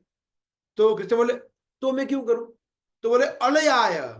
अलयाय का मतलब है क्योंकि आप कभी थकते नहीं हो कृष्ण, आप करुणा में कभी कंजूसी नहीं करते हो, आप इतना करुणा देते हो, और कभी आप टायरलेसली कंपैशनेट है। ये है, देखिए एक एक शब्द को कैसे यूज किया है गजेंद्र ने, what nice selection of words, कि आप सबसे पहले आप मुक्त हो, आप बहुत ज्यादा कृपालु हो, और आप इतने कृपालु हो कि आप कृपा करने में कभी भी आप सोचते नहीं हो, आप अनलिमिटेड कंपैशन करते हैं, ऐसा। तो हमें भी कभी भी लगता है ऐसा कि देखो मैं माला का जप कर रहा हूं मगर रुचि नहीं आ रही है, अपराध कर रहा हूं, वैष्णव अपराध कर रहा हूं, इनके बारे में ऐसे सोचता हूं, मैं पाप कर्म कर बैठता हूं, फंस जाता हूं, काम क्रोध लोभ मोह इस सबसे मैं फंसा पड़ा हूं, मेरा कोई उपाय नहीं हो सकता, मेरा कोई उद्धार नहीं कर सकता, है ना। तो कभी कभी हम इतने कॉन्फिडेंटली पैसिमिस्ट हो जाते हैं, कॉन्फिडेंटली पैसिमिस्ट, कि 100% मेरा कुछ नहीं हो सकता, जबरदस्त पापी हूं मैं, मेरा कुछ नहीं होता, तो फिर तो खत्म। तो हमें मतलब हम ऐसा मान के बैठते हैं कि भगवान की कृपा शक्ति जो है वो हमारे पाप कर्मों से वीक है, ऐसा है क्या। भगवान की कृपा शक्ति सबसे सबसे ज्यादा शक्तिशाली है। भगवान की योग माया, भगवान की महामाया, किसी भी शक्ति, संधिनी संवित किसी भी शक्ति से सबसे ज्यादा शक्तिशाली है कृपा शक्ति। जब कृपा शक्ति फ्रंट रो में आती है तो बाकी सभी शक्ति हाथ जोड़ खड़ी हो जाएगी, ठीक है योर वे, आप जाओ, कुछ भी कर सकते हैं कृष्ण। जैसे अजामिल के केस में हुआ ना, अजामिल के केस में कृष्ण ने सोचा कि नहीं कृपा करनी है इसके ऊपर, भला इसने जो भी बोला, नारायण बोला, जिसका भी नाम बोला, तो कुछ नहीं कर पाए, विष्णु यमदूत कुछ नहीं कर पाए। तो कृपा शक्ति जो है, तो इसलिए हमारे केस में भी ऐसा होता है, हमारे अंदर कोई योग्यता नहीं है, परंतु कृपा शक्ति जो है उस पर हमें विश्वास होना चाहिए, आशबंध। जब हम ये करेंगे कि कुछ भी हो जाए भगवान तो है ही, प्राण मत प्राणनाथ एवं ना परा, भगवान इतने दयालु है, इतने कृपालु है कि कृष्ण कभी ना कभी रेसिप्रोकेट करेंगे, राइट। और जब भगवान एक बार देखते हैं कि ये व्यक्ति सिंसियरली प्रयास कर रहा है, फिर कृष्ण रेसिप्रोकेट करना शुरू करते हैं। और देखिए जब भगवान शुरू करते हैं ना, भगवान कुछ भी कर सकते हैं। भगवान ये भी कर सकते हैं कि जिस व्यक्ति ने 1% भक्ति की हो उसको भगवत धाम ले जाए, और जिसने 99% भक्ति की हो उसको ना ले जाए, ऐसा भी कर सकते हैं, कुछ भी कर सकते हैं। बिकॉज कोई बोले यार ऐसा तो थोड़ा मुश्किल है समझना, ऐसे कैसे हो सकता है? बिकॉज भगवान को कितना ट्रैवल करना है, समझ लीजिए हमें यहाँ से 100 कदम ट्रैवल करने हैं भगवान की ओर, ठीक है, और कोई व्यक्ति है 5 स्टेप पे है, कोई व्यक्ति 80 स्टेप पे है, 80वें स्टेप पे है, तो जो 5 स्टेप पे है वो कैसे पहुंच सकता है, उसको ओवरटेक कैसे कर सकता है? परंतु वो नहीं कर सकता, मगर भगवान तो कर सकते हैं। भगवान तो कितना बड़ा स्टेप ले सकते हैं, भगवान ने दिखा दिया वामन देव के अवतार में, है ना, कितना स्टेप लिया था, अनलिमिटेड। तो भगवान ऐसा ही स्टेप हमारे समय भी ले सकते हैं, हमारे समक्ष भी। हम कितनी ही प्रगति की हो, भगवान हमें हमारे बिल्कुल पास आ सकते हैं, उठा सकते हैं और ले जा सकते हैं, सब कुछ कर सकते हैं। ओनली थिंग जरूरी क्या है, हम सिंसियर हो, गंभीर हो, हमारे अंदर ये उत्कंठा हो, आश बंद हो कि नहीं नहीं नहीं, मैं भक्ति को कभी नहीं छोड़ूंगा, मैं करता रहूंगा और इंप्रूव करें। ऑफ कोर्स उसका मतलब ये नहीं कि हम अपराध युक्त रहे, हम सिंसियरली एंडेवर करें कि हम, इसीलिए प्रभुपाद ने बताया था ना, प्रभुपाद ने बताया था अभी इसीलिए कि ठीक है आप 100% नहीं, 90% नहीं, 80-70% भी आप करोगे तो भी मैं आपको ले जाऊंगा। तो that is what it is, कृपा शक्ति है। तो दो तरीके से हम देख सकते हैं इसको, है ना, कि जब हम ये सोचते हैं कि मैं काफी इंप्रूव हुआ हूं, और मैं अभी प्रोग्रेस कर रहा हूं, उससे हमारा अहंकार हो सकता है, अहंकारी बन सकते हैं। तो हमें क्या देखना चाहिए कि नहीं नहीं, रास्ता तो कितना दूर है, अभी तो मैं कहाँ पे हूं, कुछ नहीं हूं मैं। देखिए गोपियों का भाव देखिए, चैतन्य महाप्रभु का भाव देखिए, प्रभुपाद देखिए। तब हमें हमारे आचार्यों को देखना चाहिए, हमारे वरिष्ठ भक्तों को देखना चाहिए कि वो किस तरह से समर्पित है, उनका प्रेम कैसा है, तो हमें मोटिवेशन मिलता है, तो हमारा अहंकार कम हो जाता है, जीरो हो जाता है। परंतु अगर उससे हम डिप्रेस होते हैं, डिमोटिवेट होते हैं, अंडर कॉन्फिडेंस हो जाते हैं, तो हमें देखना चाहिए बैक कि हम कहां थे और कहां पे अभी आ गए हैं। उससे हमें कॉन्फिडेंस मिलेगा, उससे हमें उत्साह मिलेगा, उससे हम मोटिवेट होंगे कि हाँ ठीक है, नहीं अभी हमें पहले से तो बेटर ही हूं। और उसके साथ साथ हमें और लोगों को देखना चाहिए कि अच्छा ये देखो बेचारा बाहर वाला कितना मतलब पीड़ित है, कुछ नहीं है उसके पास, और कितना दुखी है, मैं कितना सुखी हूं, प्रसाद ले रहा हूं, कीर्तन कर रहा हूं, भक्तों का संग कर रहा हूं, फेस्टिवल में सेवा कर रहा हूं, वाह वाह वाह, अभिषेक का दर्शन कर रहा हूं, वाह वाह, इससे अच्छा क्या हो सकता है? तो मैं तो अभी बहुत बेटर सिचुएशन में हूं, उससे हमें कॉन्फिडेंस मिलता है। तो हमें दोनों के बीच में बैलेंस करना चाहिए, अहंकारी भी नहीं होना चाहिए, ज्यादा सोच के कि अभी मैं बहुत आगे आ गया हूं और बहुत दूर जाना है वो सोच के डिप्रेस भी नहीं होना है, बैलेंस करना चाहिए हमें। तो जैसे हमने वो देखा, हमने वो वीडियो शेयर किया था स्वयं भगवान केशव महाराज का, वो वीडियो में ऐसे ही था ना, वो महाराज बोल रहे थे कि we have to see how far we have travelled already, we don't need to see how far we have to go. अगर ऐसा करेंगे तो हमारा कॉन्फिडेंस बढ़ेगा, वो भी बता रहे थे। और इससे क्या होता है कि हमें भक्ति की प्रोसेस पे श्रद्धा आती है कि हम जो प्रोसेस में है वो एकदम परफेक्ट है, हम जो संस्था में है वो एकदम परफेक्ट है, हम जिसके शरण में है प्रभुपाद की वो एकदम परफेक्ट है। तो इससे हमें गर्व नहीं होना चाहिए कि मैं अच्छा कर रहा हूं, हमें होना चाहिए, हमें प्रोसेस पे श्रद्धा होनी चाहिए कि नहीं हम एकदम परफेक्ट जगह पे है, अभी मुझे कहीं यहां वहीं जाने की जरूरत नहीं है। लोग सालों साल इस्कॉन में रहने के बाद भी विचलित हो सकते हैं, भटक सकते हैं। ऐसा नहीं है कि अभी देखो 5 साल इस्कॉन में बिता दिए अभी मुझे कुछ नहीं हो सकता, नहीं नहीं नहीं, माया से तो है ही, वो कहीं भी हमें भटका सकती है। बोला ये मंदिर देखो, ये बाबा देखो, इसका यूट्यूब वीडियो देखो, इसके बुक्स पढ़ो, इसके सुनो लेक्चर, ये करो और खत्म। हो सकता है ऐसा हुआ है, हम सबने, हम लोगों ने देखा है। तो क्योंकि हम इस्कॉन से जुड़े रहे, क्योंकि हम भक्ति मार्ग से जुड़े रहे, क्योंकि प्रभुपाद के गुरु के शेल्टर में रहे, वैष्णव के मार्गदर्शन के अनुसार चले, हमारे जो वरिष्ठ भक्त हैं उनके कहे अनुसार चले, इंडिपेंडेंट मेंटालिटी ना हो जाए, स्वतंत्र बन के सोचने ना लगे कि मैं अभी 10 साल से हूं, मुझे कोई पूछने की जरूरत नहीं हरीश गोविंद प्रभु को, मैं अपने आप डिसीजन ले सकता हूं। तो इस सबसे हम बच के रहें, इसलिए हमें श्रद्धा बैठती है कि नहीं मैं अभी मैं सिचुएशन में हूं, परफेक्ट है, मैं इसी तरह से कंटिन्यू करूंगा। तो इसको कहते हैं आशबंध, या सो इससे हम हमारे पर क्रेडिट नहीं लेते, क्रेडिट हम देते हैं कृष्ण को, वैष्णव को, भक्ति को, भक्ति प्रोसेस को, गुरु को, आचार्यों को।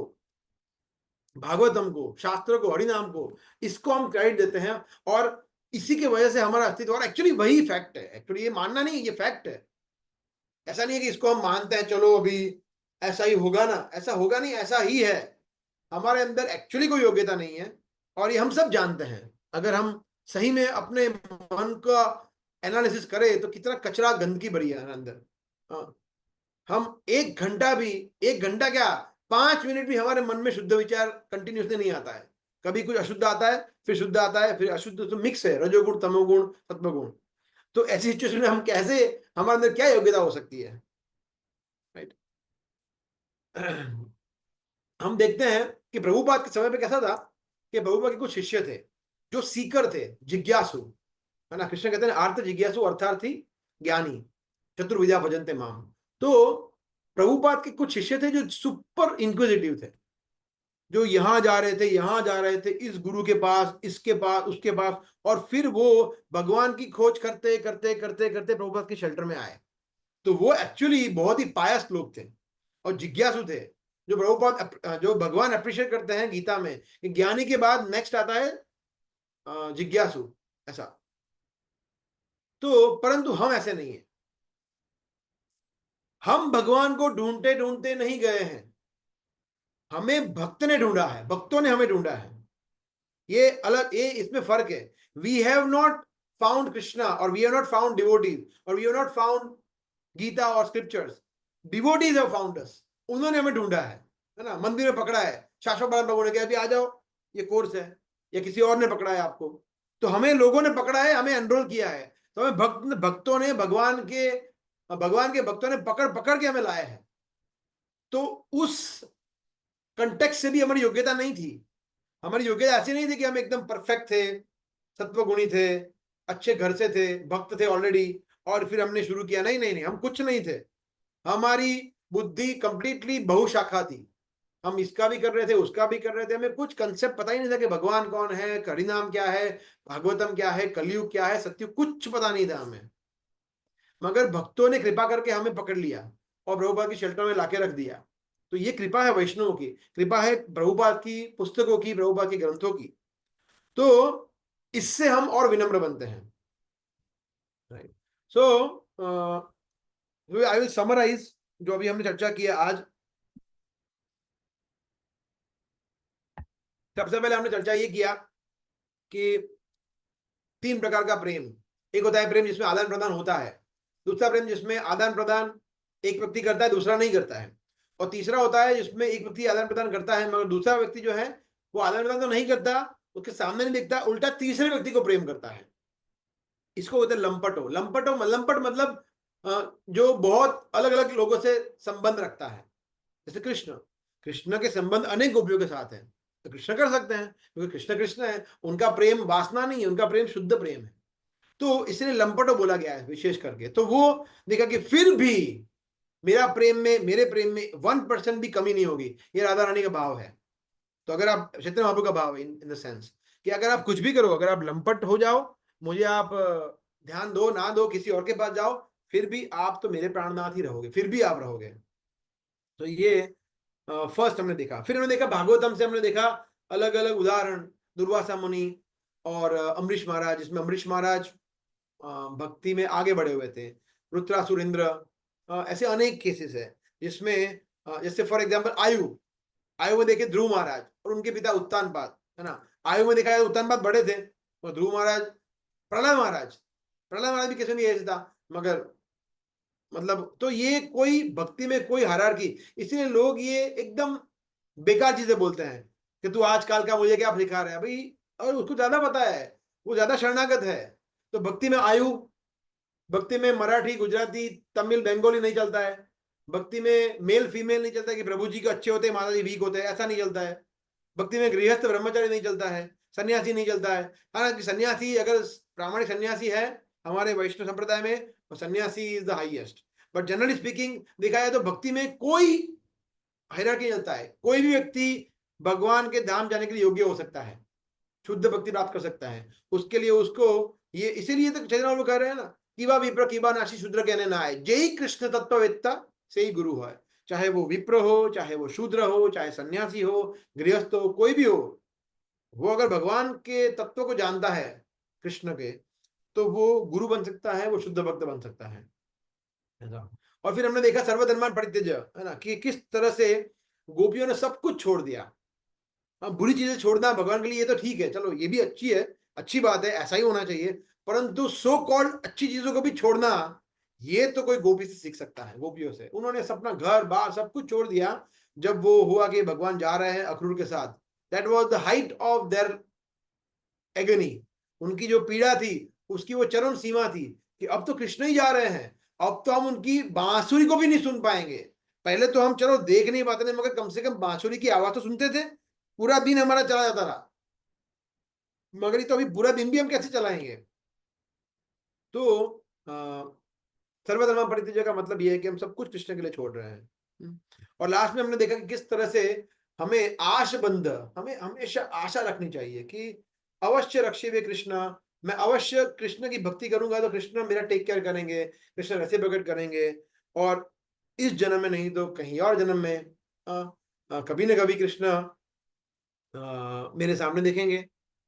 कीट जन्म हो, चाहे मुझे एक कीड़े का जन्म दे, कीड़े का जन्म, परंतु भगवान के भक्त के घर में जन्म देंगे, उतना तो कर देंगे भगवान कृपा, तो भी मेरा जीवन सफल है।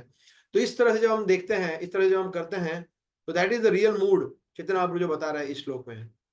ठीक है, okay, so we have some special guest today joining from Europe. आप लोगों को दर्शन देने आ रहे हैं हरीश गोविंद प्रभु। नहीं नहीं, आप लोग को देख के बहुत अच्छा लग रहा है। हालांकि कुछ लोगों की वीडियो बंद है। अरे हाँ। सो आपका बंद है प्रेम विलास, वो आपका म्यूट। म्यूट है प्रभु आप। ओ सॉरी सॉरी, मैं ये बोल रहा था कि किसी को प्रश्न है तो ले सकते हैं, and then Harish Govind Prabhu can address, can add something.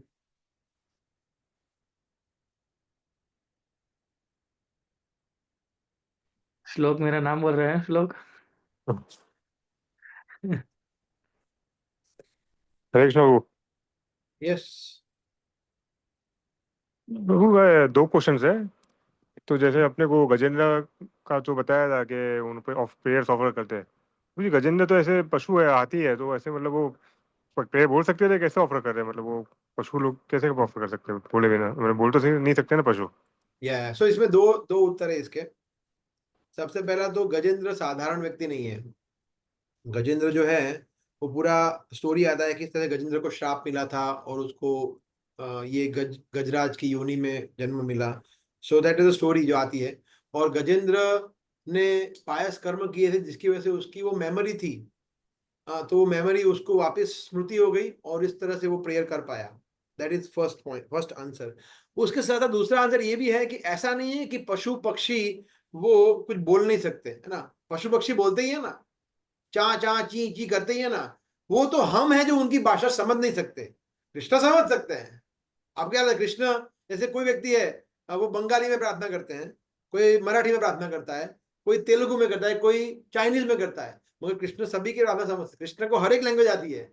तो कृष्ण अगर हमारी हर एक लैंग्वेज समझ सकते हैं, तो पशु पक्षियों की भाषा नहीं समझ सकते क्या?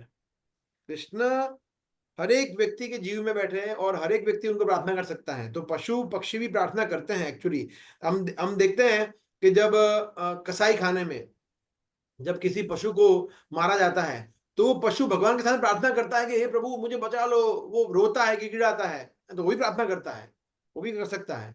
तो इट डिपेंड्स उसकी चेतना कितनी विकसित है, उसके कितने पायस कर्म किए हैं। परंतु गजेंद्र का केस कैसा है, वो स्पेशल केस है, तो इसलिए उसको स्मृति होती है।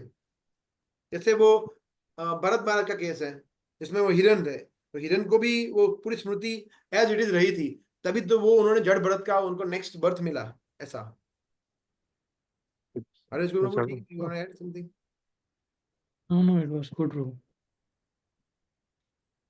तो प्रभु दूसरा जी एक और सवाल हरीश गुरु को पूछिए। हरे कृष्ण प्रभु जी, प्रणाम। प्रभु ये क्वेश्चन जैसे जरासंध कुछ 17 या 18 बार आता है भगवान के सामने, तो फिर भगवान मथुरा क्यों छोड़ देते हैं? मतलब वो तो जीतते ही हर बार, तो फिर को छोड़ने की क्या जरूरत थी मथुरा? वो छोड़ के द्वारका चले शिफ्ट हो जाते हैं भगवान। सीज फायर क्यों किया भगवान ने?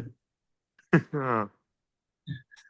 तो भगवान की लीला जो हम समझते हैं कि भगवान की जो लीला है ना, तो कृष्ण कुछ भी कर सकते हैं। कृष्ण जरासंध को तो पहले ही उसने मार सकते थे, 18 बार क्या करने की जरूरत थी उनको तो, है ना। कुरुक्षेत्र का जो युद्ध लड़े थे, तो युद्ध लड़वाने की जरूरत ही नहीं थी, वो तो वैसे ही कौरवों को मार सकते थे वो। लेकिन भगवान जो है इस प्रकार से लीलाएं करते हैं ताकि हम जैसे भक्त जो है, हम जैसे लोग जो हैं उनकी लीलाओं में रसपान कर सके उनकी लीलाओं में। तो हम जब सुनते हैं कि भगवान 18 बार लड़े हैं, तो भगवान का नाम क्या हो गया? रणछोड़ हो गया। तो उस नाम को हम कितना पुकारते हैं। फिर भगवान द्वारका आए, अगर भगवान वहां से भागे ही नहीं होते तो द्वारका होता क्या? भगवान ने ऐसा सोचा होगा कि मैं गुजरात जाता हूँ ताकि अहमदाबाद लोग प्रचार करेंगे तो कैंप लेके द्वारका आ सकते हैं, हो हम्म। सकता है ना। तो द्वारका नगरी बसाई उन्होंने, कितना एक्स्ट्रा उनको कृष्णा हमेशा दिखाना चाहते हैं कि वो कितना एक्स्ट्रा ऑर्डिनरी है ना। So he wanted to show कि how extraordinary is, right.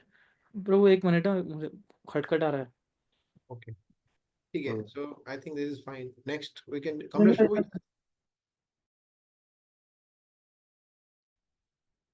हरे कृष्णा प्रभु। हरे कृष्ण। प्रभु, प्रश्न ये था कि जैसे हम जानते हैं कि भगवान प्रार्थना स्वीकार करते हैं और उसका रेसिप्रोकेट भी करते हैं शुद्ध भक्तों का। तो एक तरफ जैसे हम देखते हैं कि एग्जाम्पल लेते हैं कि हमारे प्रहलाद महाराज का एग्जाम्पल लेते हैं कि उन्होंने ये बोला कि इस खंबे में भगवान है, तो वहाँ पे भगवान ने अपने भक्त की बात रखी। तो जब आपने ये बताया कि गोपियों ने प्रार्थना की इंद्रदेव से कि कुछ भी ऐसा हो जाए और भगवान कृष्ण यहाँ रुक जाए, तो वो क्यों नहीं हुआ प्रभु? तो ये इंटरेस्टिंग क्वेश्चन है कि इंद्र ने गोपियों की प्रार्थना क्यों नहीं सुनी। यस, क्योंकि देखिए भगवान की जो, जैसे अभी बताया, सिमिलर आंसर है इसका कि भगवान को जो लीला करनी थी, कंस को मारना था, अगर जाते नहीं तो कंस को मारते कैसे, राइट। और वो पूरा सीरीज ऑफ इवेंट था। तो इंद्र एक्चुअली इंडिपेंडेंट थोड़ी है। इंद्र कृष्ण को पूछे बगैर कुछ सैंक्शन थोड़ी कर सकते हैं। कोई भी देवी देवता है ना, कृष्ण कहते हैं मामेव विदधामि अहम। कृष्ण कहते हैं कि जो व्यक्ति देवताओं के पास जाता है वो ते अपि मामेव कौन्तेय यजन्ति अविधिपूर्वकम, वो व्यक्ति मेरी ही शरण में आता है परंतु इनडायरेक्टली जाता है, और वो मुझसे पूछे बगैर को लोग कुछ नहीं दे सकते, कोई भी देवी देवता है। तो इंद्र अल्टीमेटली कृष्ण के पास ही जाता, और कृष्ण बोलते कि अरे नहीं नहीं नहीं, कैंसल, ये इसको अप्रूव नहीं कर सकता, मैं रिजेक्टेड। तो कृष्ण को जाना था, तो इसलिए इंद्र जो जो चीज, और कृष्ण ये भी चाहते थे कि इससे गोपियों का प्रेम और इंटेंसिफाइड हो। तो भगवान जैसे अर्जुन ने बताया, भगवान पूरा लीला करता है कि कंस का वध हो जाए। एक साथ भगवान 15, 10, 15, 20, 50 काम कर सकते हैं। कंस का कंस का वध भी करना था, देवकी वसुदेव को मिलना था, अग्रसेन को राजा बनाना था, फिर अक्रूर जी को दर्शन देना था, अक्रूर जी के साथ ट्रैवल करना था, और गोपियों का वीर बढ़ाना था। So many activities Krishna wanted to do in one shot. तो उसके लिए जाना ही पड़ता। अगर वो स्टॉर्म आया था, इंद्रदेव ने कुछ ऐसा कर देता, तो भगवान का पूरा सब कर नहीं पाता है। इसलिए इंद्र कैसे उसको एक्सेप्ट कर सकते हैं, ऐसा मुझे लगता है।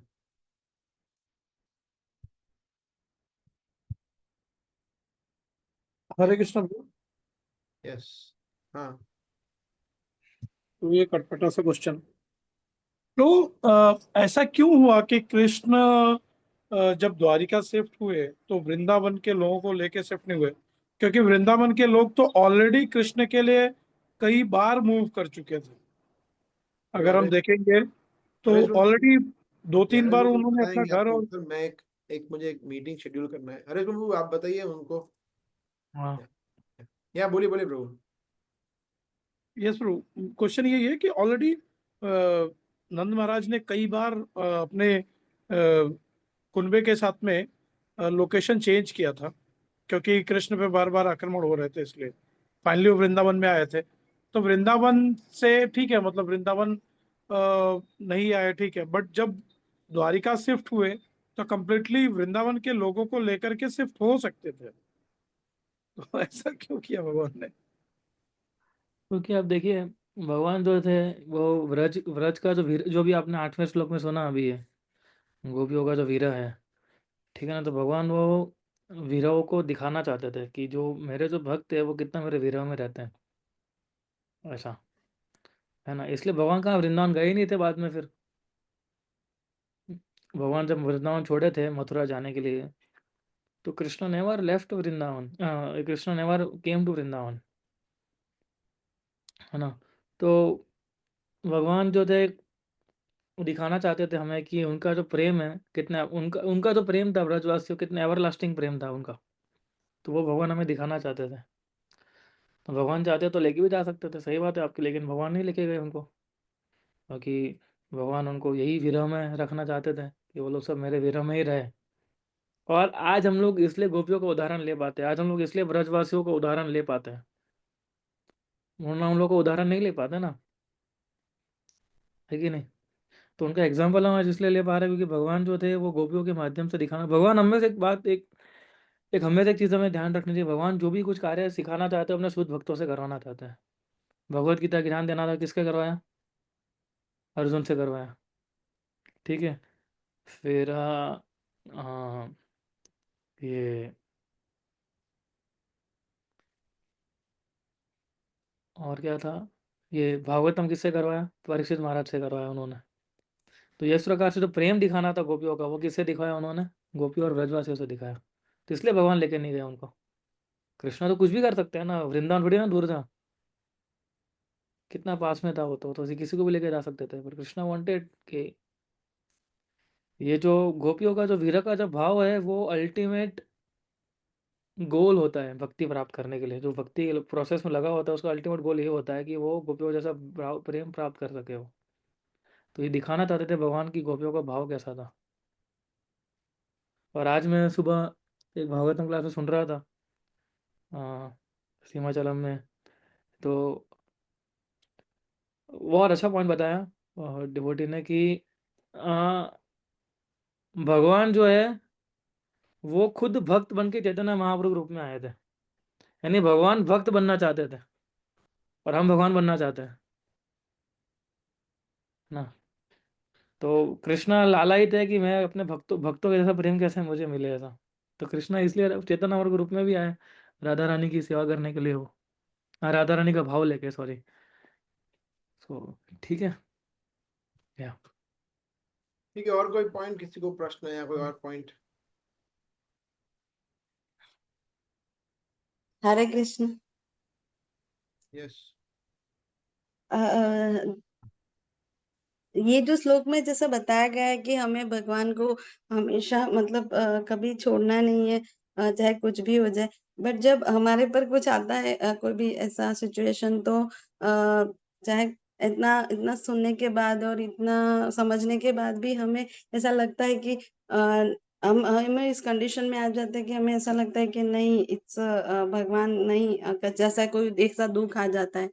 तो इसका क्या रीजन हो सकता है कि हमारे पूर्ण कन्विक्शन नहीं है, फेथ नहीं है, या फिर भगवान पर विश्वास नहीं है, या फिर अभी हम प्योर हुए नहीं है? हरे कृष्ण। बोलो हरीश गुरु। अगर फिर से थोड़ा बताएंगे। नहीं, वो मैं बता देता हूँ। वो प्रश्न ये पूछ रहे हैं कि जनरली ऐसा क्यों होता है कि जब हमारे साथ ऐसी सिचुएशन होती है जिसमें थोड़ा प्रॉब्लम होता है कुछ भी प्रकार का, तब हम भगवान से हमारा श्रद्धा नहीं रहता है, हम ऐसा लगते है कि भगवान है नहीं, भगवान हमें सपोर्ट नहीं कर रहे वगैरह वगैरह, तो हम ऐसा क्यों हो जाता है? राइट राइट, यही क्वेश्चन है ना? हाँ, यस। हम्म। हाँ, क्योंकि वो हमारा भगवद गीता में प्रभुपाद एक वर्ड यूज करते हैं, माइजरली, है ना, कि वो हमारा गलती है, वी आर माइजर्स, यानी कि हमारे अंदर इतनी बुद्धि नहीं है ऐसा कि हम उसको समझ सके। क्योंकि जब भी हमारे साथ में कष्ट आते हैं, कुछ भी होता है, सबसे पहला कार्य या दो कार्य हम कर सकते हैं, भगवान को शरणागत हो सकते हैं, भगवान को छोड़ सकते हैं, है ना। तो पांडवों ने क्या किया? भगवान को शरणागत हुए। परीक्षित महाराज ने क्या किया? भगवान को शरणागत हुए। प्रहलाद महाराज ने क्या किया? भगवान को शरणागत हुए, है ना। लेकिन कुछ लोग ऐसे भी तो भगवान को शरणागत नहीं हो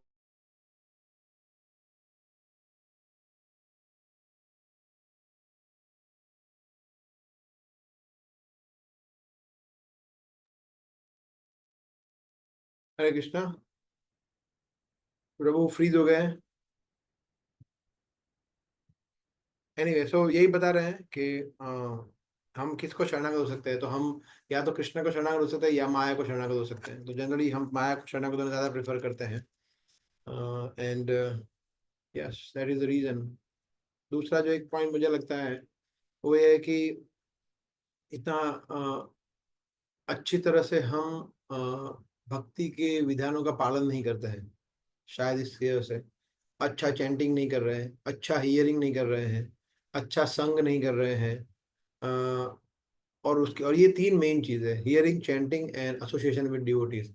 अगर ये हम अच्छी तरह से करेंगे और तो धीरे धीरे कन्विक्शन आएगा। और शुरुआत में ऐसे ही होता है, शुरुआत में जैसे आपने बताया ऐसे ही होता है। सबसे पहला चीज़ कॉम्प्रोमाइज जो होता है वो भक्ति होता है। जैसे सर दुख रहा है तो बोला आज माला नहीं करना है, या ऑफिस में कुछ झगड़ा हो गया किसी से, घर में झगड़ा हो गया तो बोला आज नहीं करना है, माला का जप नहीं करना है, या ये नहीं करना है। या अभी शुक्रवार को प्रोग्राम में जाने का मन नहीं होता है, भाई वहाँ पे सब मंदिर में सब ऐसे ही है, ये है, और भक्तों के हम फॉल्ट ढूंढना शुरू कर देते हैं वगैरह वगैरह। तो ये जनरली होता है। बट जब हम अच्छी तरह से सुनते हैं, भक्तों से समझते हैं, माला का जब अच्छी तरह से करते हैं, भागवतम अच्छी तरह से पढ़ते हैं, शास्त्र पढ़ते हैं, प्रभुपाद के ग्रंथों को पढ़ते हैं, तो धीरे धीरे धीरे फिर हमारे अंदर, और रेगुलरली पढ़ते हैं और पूरी जैसे बताया अनुसूय वे ईर्ष्या रहित होकर पढ़ते हैं, ओपन माइंडेडली, तो धीरे धीरे धीरे फिर इम्प्रूव होता है ऐसा। ठीक है नितिन प्रभु। हरे कृष्णा प्रभु जी। या प्रभु जी आपने क्लियर तो कर दिया। वो मैं बहुत दिनों से सोच रहा था, वो जो ये शिक्षा अष्टकम का जो श्लोक था उसमें लंपट वर्ड यूज किया हुआ है, और जनरली वो स्लैंग में अच्छा यूज वर्ड होता नहीं है। है, अच्छा हाँ, वर्ड नहीं है। अच्छा वर्ड नहीं है, तो वो आपने क्लियर तो कर दिया है, बट ये कहाँ से कॉइन हुआ था प्रभु जी, ये मतलब इसमें कैसे आया? अच्छा फिर से ये मैं कहाँ- बताता हूँ, फिर से बताता हूँ। लंपट शब्द का अर्थ ये है, बता रहे हैं कि आप, अगर आप लंपट भी हो, लंपट मगर आप किसी और गोपी के साथ भी चले जाए, आप किसी और को किसी और को अपना शेल्टर दे दे, मुझे शेल्टर ना दे। जैसे फॉर एग्जाम्पल भगवान जानबूझ के आपको चिढ़ाने के लिए आपके पड़ोसी को शेल्टर देंगे, उनको भगवान के धाम ले जाएंगे, आपको नहीं ले जाएंगे, तो आपको लगेगा मैंने इतना किया उसको नहीं दिया। That is lampat. मतलब डिसीट करना, छल करना, है ना, जो उसकी इच्छा उससे विरुद्ध करना, हमारी इच्छा से विरुद्ध करना। इस तरह से देख सकते हैं भगवान ऐसा भी करो अगर आप, तो भी मैं आपको प्रेम करना बंद नहीं करूंगा, तो भी मैं आपको छोड़ूंगा नहीं। अगर आप मुझे कुछ भी ट्रीट करो, whatever you want to do, फिर भी मैं तो आपको छोड़ूंगा नहीं कभी। ऐसा इस तरह से। Yeah yes. Sorry bro, internet no connection है, नो प्रॉब्लम। वाईफाई। या ठीक है माता जी। या फिर वो मैंने मैंने वो थोड़ा जवाब कंप्लीट कर दिया फिर। या थैंक यू। ठीक है। सो हम लोग पिछले काफ़ी हफ्तों से चैतन्य महाप्रभु के जो शिष्टाष्टकम तो श्लोक हैं जिसको हम सुन रहे हैं, कि जो हमारे जो भक्तिमय जो जीवन है हमारा, वो ये जो 8 श्लोक के टॉर्च के बराबर है, कि जो हमें लाइट देती है जिस प्रकार, जिससे हम लोग हमारा भक्तिमय जीवन को आगे बढ़ा सके। सो उसको हमने सुना, एनालाइज किया, रिफ्लेक्ट किया, है ना।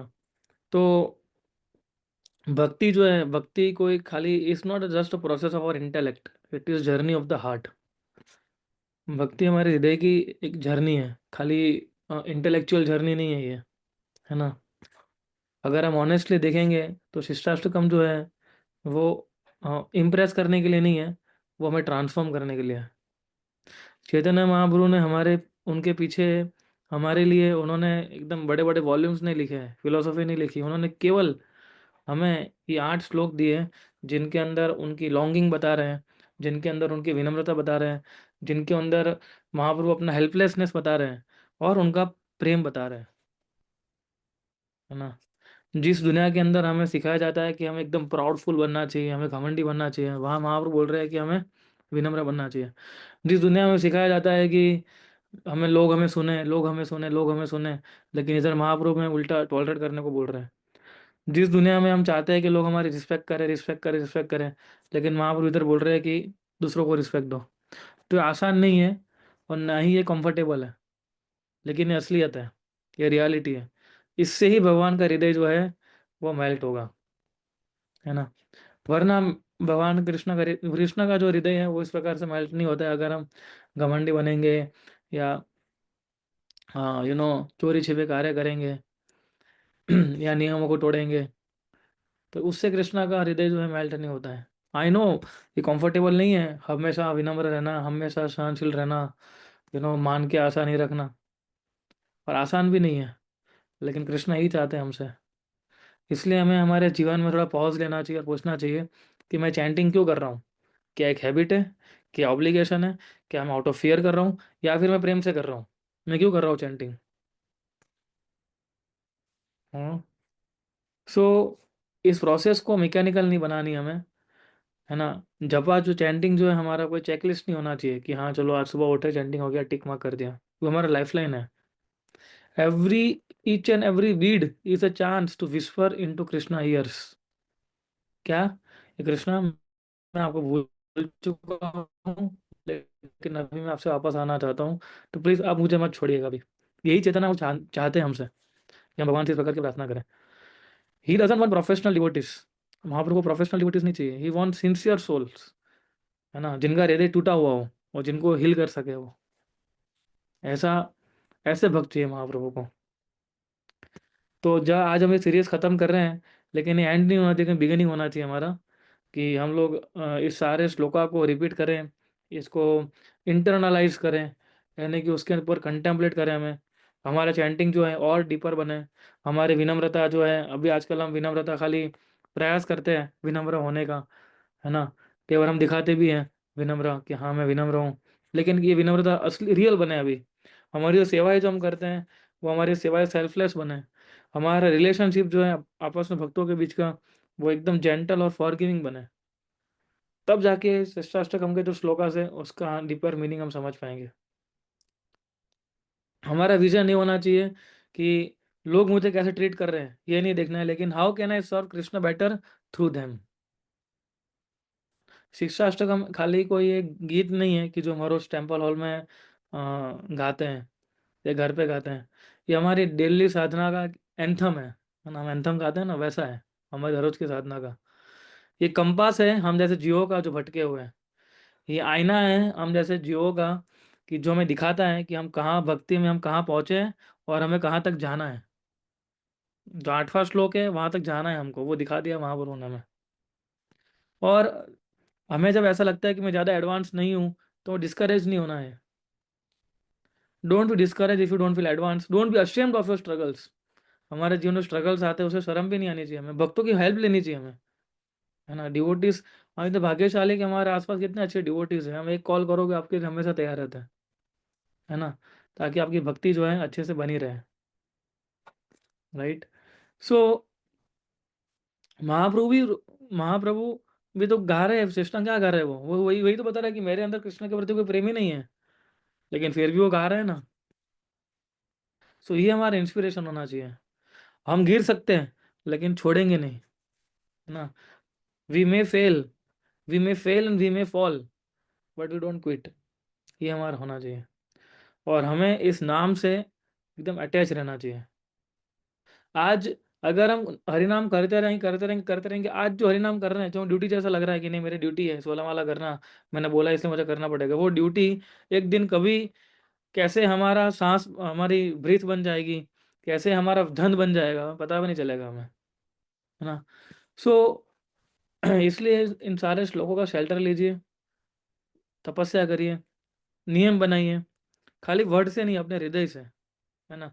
कि मेरे जीवन में कुछ भी हो, what ever happens in my life, I will not let go of Krishna and I will not let go of the holy name, because in the end that is all that will remain. अंत में केवल यही काम में आने वाला, और कुछ काम में नहीं आएगा। कोई हमारे सगे संबंधी हमारे काम में नहीं आएंगे, कोई हमारे पति हमारे काम में नहीं आएंगे, कोई हमारी पत्नी हमारे काम में नहीं आएगी, कोई हमारे बच्चे भी नहीं आएंगे। केवल हरि नाम है, वही केवल आएगा। केवल ये महाप्रभु ने जो हमें उपदेश दिए, अगर उपदेश को फॉलो करेंगे, वो मूड को अगर हम एक्सेप्ट करेंगे, है ना, तो ही हम समझ पाएंगे। सो ये शिष्टाष्टक एसेंस है कि जो शिष्टाष्टक का जो एसेंस है वही हमारे जीवन के एसेंस बन जाना चाहिए।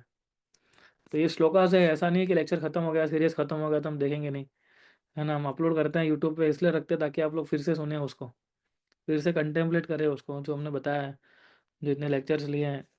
तो ये सब चीज़ों के लिए हमें ये मिला है, ना कि बस खाली सुन लिया और ख़त्म हो गया बात, है ना।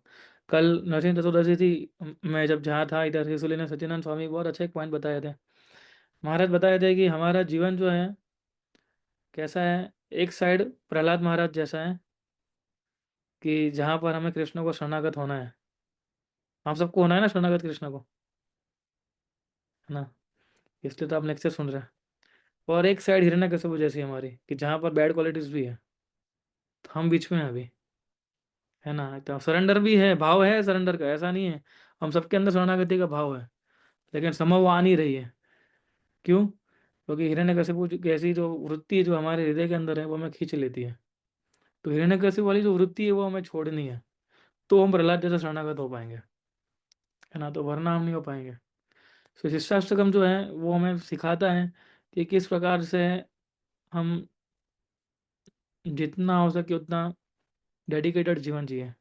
डेडिकेशन का मतलब ये नहीं होता है कि हम सब कुछ छोड़ के आ जाएं, हम गृहस्थ होकर डेडिकेटेड हो सकते हैं अगर हम निष्ठा से सेवा कार्य में लगेंगे, अगर हम निष्ठा से हमारी साधना करते रहेंगे, है ना, तो ये बहुत आसानी से हम इसको कर पाएंगे, वरना बहुत डिफिकल्ट हो जाएगा हमारी भक्ति के प्रोसेस को आगे ले जाना, है ना। जैसे इन्होंने लेक्चर में बताया प्रेम विलास प्रभु ने कि माया कभी भी झगड़ सकती है हमें, कभी भी माया जो है हमें पकड़ सकती है, कभी माया हमें लेके जा सकती है, पर हमें कभी भी उस चीज़ को, अगर हम सीरियस नहीं रहेंगे तो सब कुछ हो पाएगा, है ना। इसलिए कल महाराज यही बता रहे थे कि we just have to become sincere devotees, that's it. Krishna और कुछ नहीं चाहते हमसे। सुबह जल्दी उठ जाओ, अपनी साधना करो, अपना चैंटिंग ठीक से करो, ठीक है, भगवान के लिए अच्छा भोग बनाओ, भगवान को भोग लगा के खाओ, और मंदिर की जो सर्विसेज है वो ठीक से करो, बस जो प्रचार कार्य में लगे, और कुछ ज़्यादा हमें नहीं करना है। तो ही हम शिष्टाष्टकों का जो मेन भाव जो है हम समझ पाएंगे, है ना।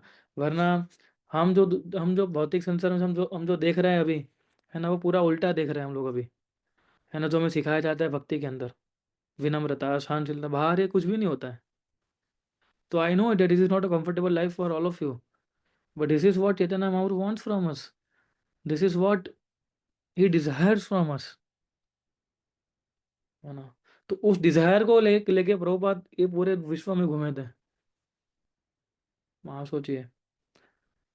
कल पूरे यूरोप से लोग आए थे उस मंदिर में, और मैं कल यही देख रहा था प्रभुपाद की विग्रह को देखते हुए कि कैसे प्रभुपाद ने इन लोगों को इतना नाम लेने के लिए इंस्पायर किया, कैसे किया होगा प्रभुपाद ने ये, है ना। हर एक भक्त इतना सिंसियरली सेवा कर रहा था, हर एक भक्त एकदम अपने अपने कार्य में लगा हुआ था, अपनी सेवाओं में। तो कई बार समझ में नहीं आता कि प्रभुपाद ने कैसे किया होगा ये। तो प्रभुपाद की प्योरिटी थी, ये प्योरिटी थी, उनका समर्पण था उनके गुरु के आदेशों के प्रति। तो आज इसलिए में भक्ति विभो स्वामी महाराज एक चीज यही बता रहे थे कि गुरु का जो आदेश होता है ना वो कृष्ण का आदेश होता है। कृष्ण के आदेश में और गुरु के आदेश में कोई अंतर नहीं होता है ना। तो that means he was telling that गुरु भक्ति इज कृष्ण भक्ति, यानी हम जो हमें आचार्यों ने जो हमें सिखाया है, अगर हम जैसे प्रभुपाद ने जो हमें सिखाया है, जो अगर वो हम करते रहेंगे तो वही कृष्ण भक्ति है हमारे लिए, है ना। तो इस शिष्टाश्रम श्लोकों को आप अपने हृदय से लीजिए और इसको पढ़ते रहिए, जितना हो सके उतना हमें उसके मीनिंग की गहराई को समझिए। अभी आप लोग उस स्तर पे आ गए हो कि जहाँ पर अभी केवल आपको सुनना नहीं है, केवल आपको पढ़ना नहीं, लेकिन आपको रिफ्लेक्ट करना है ना। जो आप पढ़ रहे हैं, जो हम सुन रहे हैं, उसको रिफ्लेक्टिव मोड में लाना है हमें, है ना, तभी हम समझ पाएंगे। ठीक है, so thank you very much. आप लोगों ने बहुत अच्छा रजिस्ट्रेशन सेवा किया इतने टाइम में काफ़ी अच्छा रजिस्ट्रेशन कर लिया आप लोगों ने, and it is very encouraging. मैं इधर भी कुछ डिवोटीज़ को बता रहा था कि ये सब गृहस्थ भक्त है, लेकिन हर रोज़ आते हैं, और मुझे पूछते रहते हैं आप कैसे वहाँ प्रचार करते हो, कैसे लोग। मैंने बोलता हूँ देखो ये सब डिवोटी, मैंने आप लोगों को फोटो भी दिखाया था, ग्रुप फोटो जो था मंदिर का, मैं बोला देखो ये लोग हर रोज आते हैं, करते हैं रजिस्ट्रेशन, ये सब तरीके से। सो ये काफ़ी एनकरेजिंग है, लेकिन ये हमें अभी तक सीमित नहीं रखना है ना। कल के दिन आप सब लोगों ने, माता जी ने कल किचन में कुकिंग किया, आप लोगों ने, प्रभु जी ने रजिस्ट्रेशन किए, ठीक है, फिर आप दोनों ने मिलके, आई थिंक डिस्ट्रीब्यूशन भी आप सबने मिलके किया, तो पूरा दिन कैसे गया आप लोगों का? तो ये हर रोज का हमारा ये होना चाहिए, है ना। ठीक है, सो ठीक है, आप लोग रेस्ट कीजिए, आपके वहाँ शायद 10 बजने होंगे, मेरे तो अभी 6:30 बजे हैं। सो आप लोग आराम कीजिए और इसको ध्यान रखिए, बस मैंने आपको आज बताया ना, उस विषय पर कंटेम्पलेट कीजिए अभी, कि डिस्करेज नहीं होना है अगर हम एडवांस नहीं हो रहे तो, और हम स्ट्रगल कर रहे हैं उसके लिए शर्म नहीं आनी चाहिए हमें, है ना। अगर हम कार्य करते हुए करेंगे, हमारा करते रहेंगे तो हम एक दिन अच्छे बन पाएंगे, है ना। हर एक भक्त, हर एक इंसान के अंदर कुछ ना कुछ त्रुटियां रहती हैं, उस त्रुटियों को ये मत होने दीजिए, उसको आपके ऊपर हावी मत होने दीजिए, है ना। तो देखिए फिर आपका जीवन कैसे बदल जाता है। ठीक है, so thank you very much आप सबको, सही में बहुत अच्छा आप लोगों ने सेवा किया कल भी और ये पूरे ज्यूएसडी रजिस्ट्रेशन के लिए। So I am really grateful to all of you, thank you very much. Thank you प्रभु। हरे कृष्ण। हरे हरे कृष्णा। कृष्ण। चलो प्रभुपाद बात की जय। हरे कृष्ण। हरे कृष्णा। हरे कृष्ण।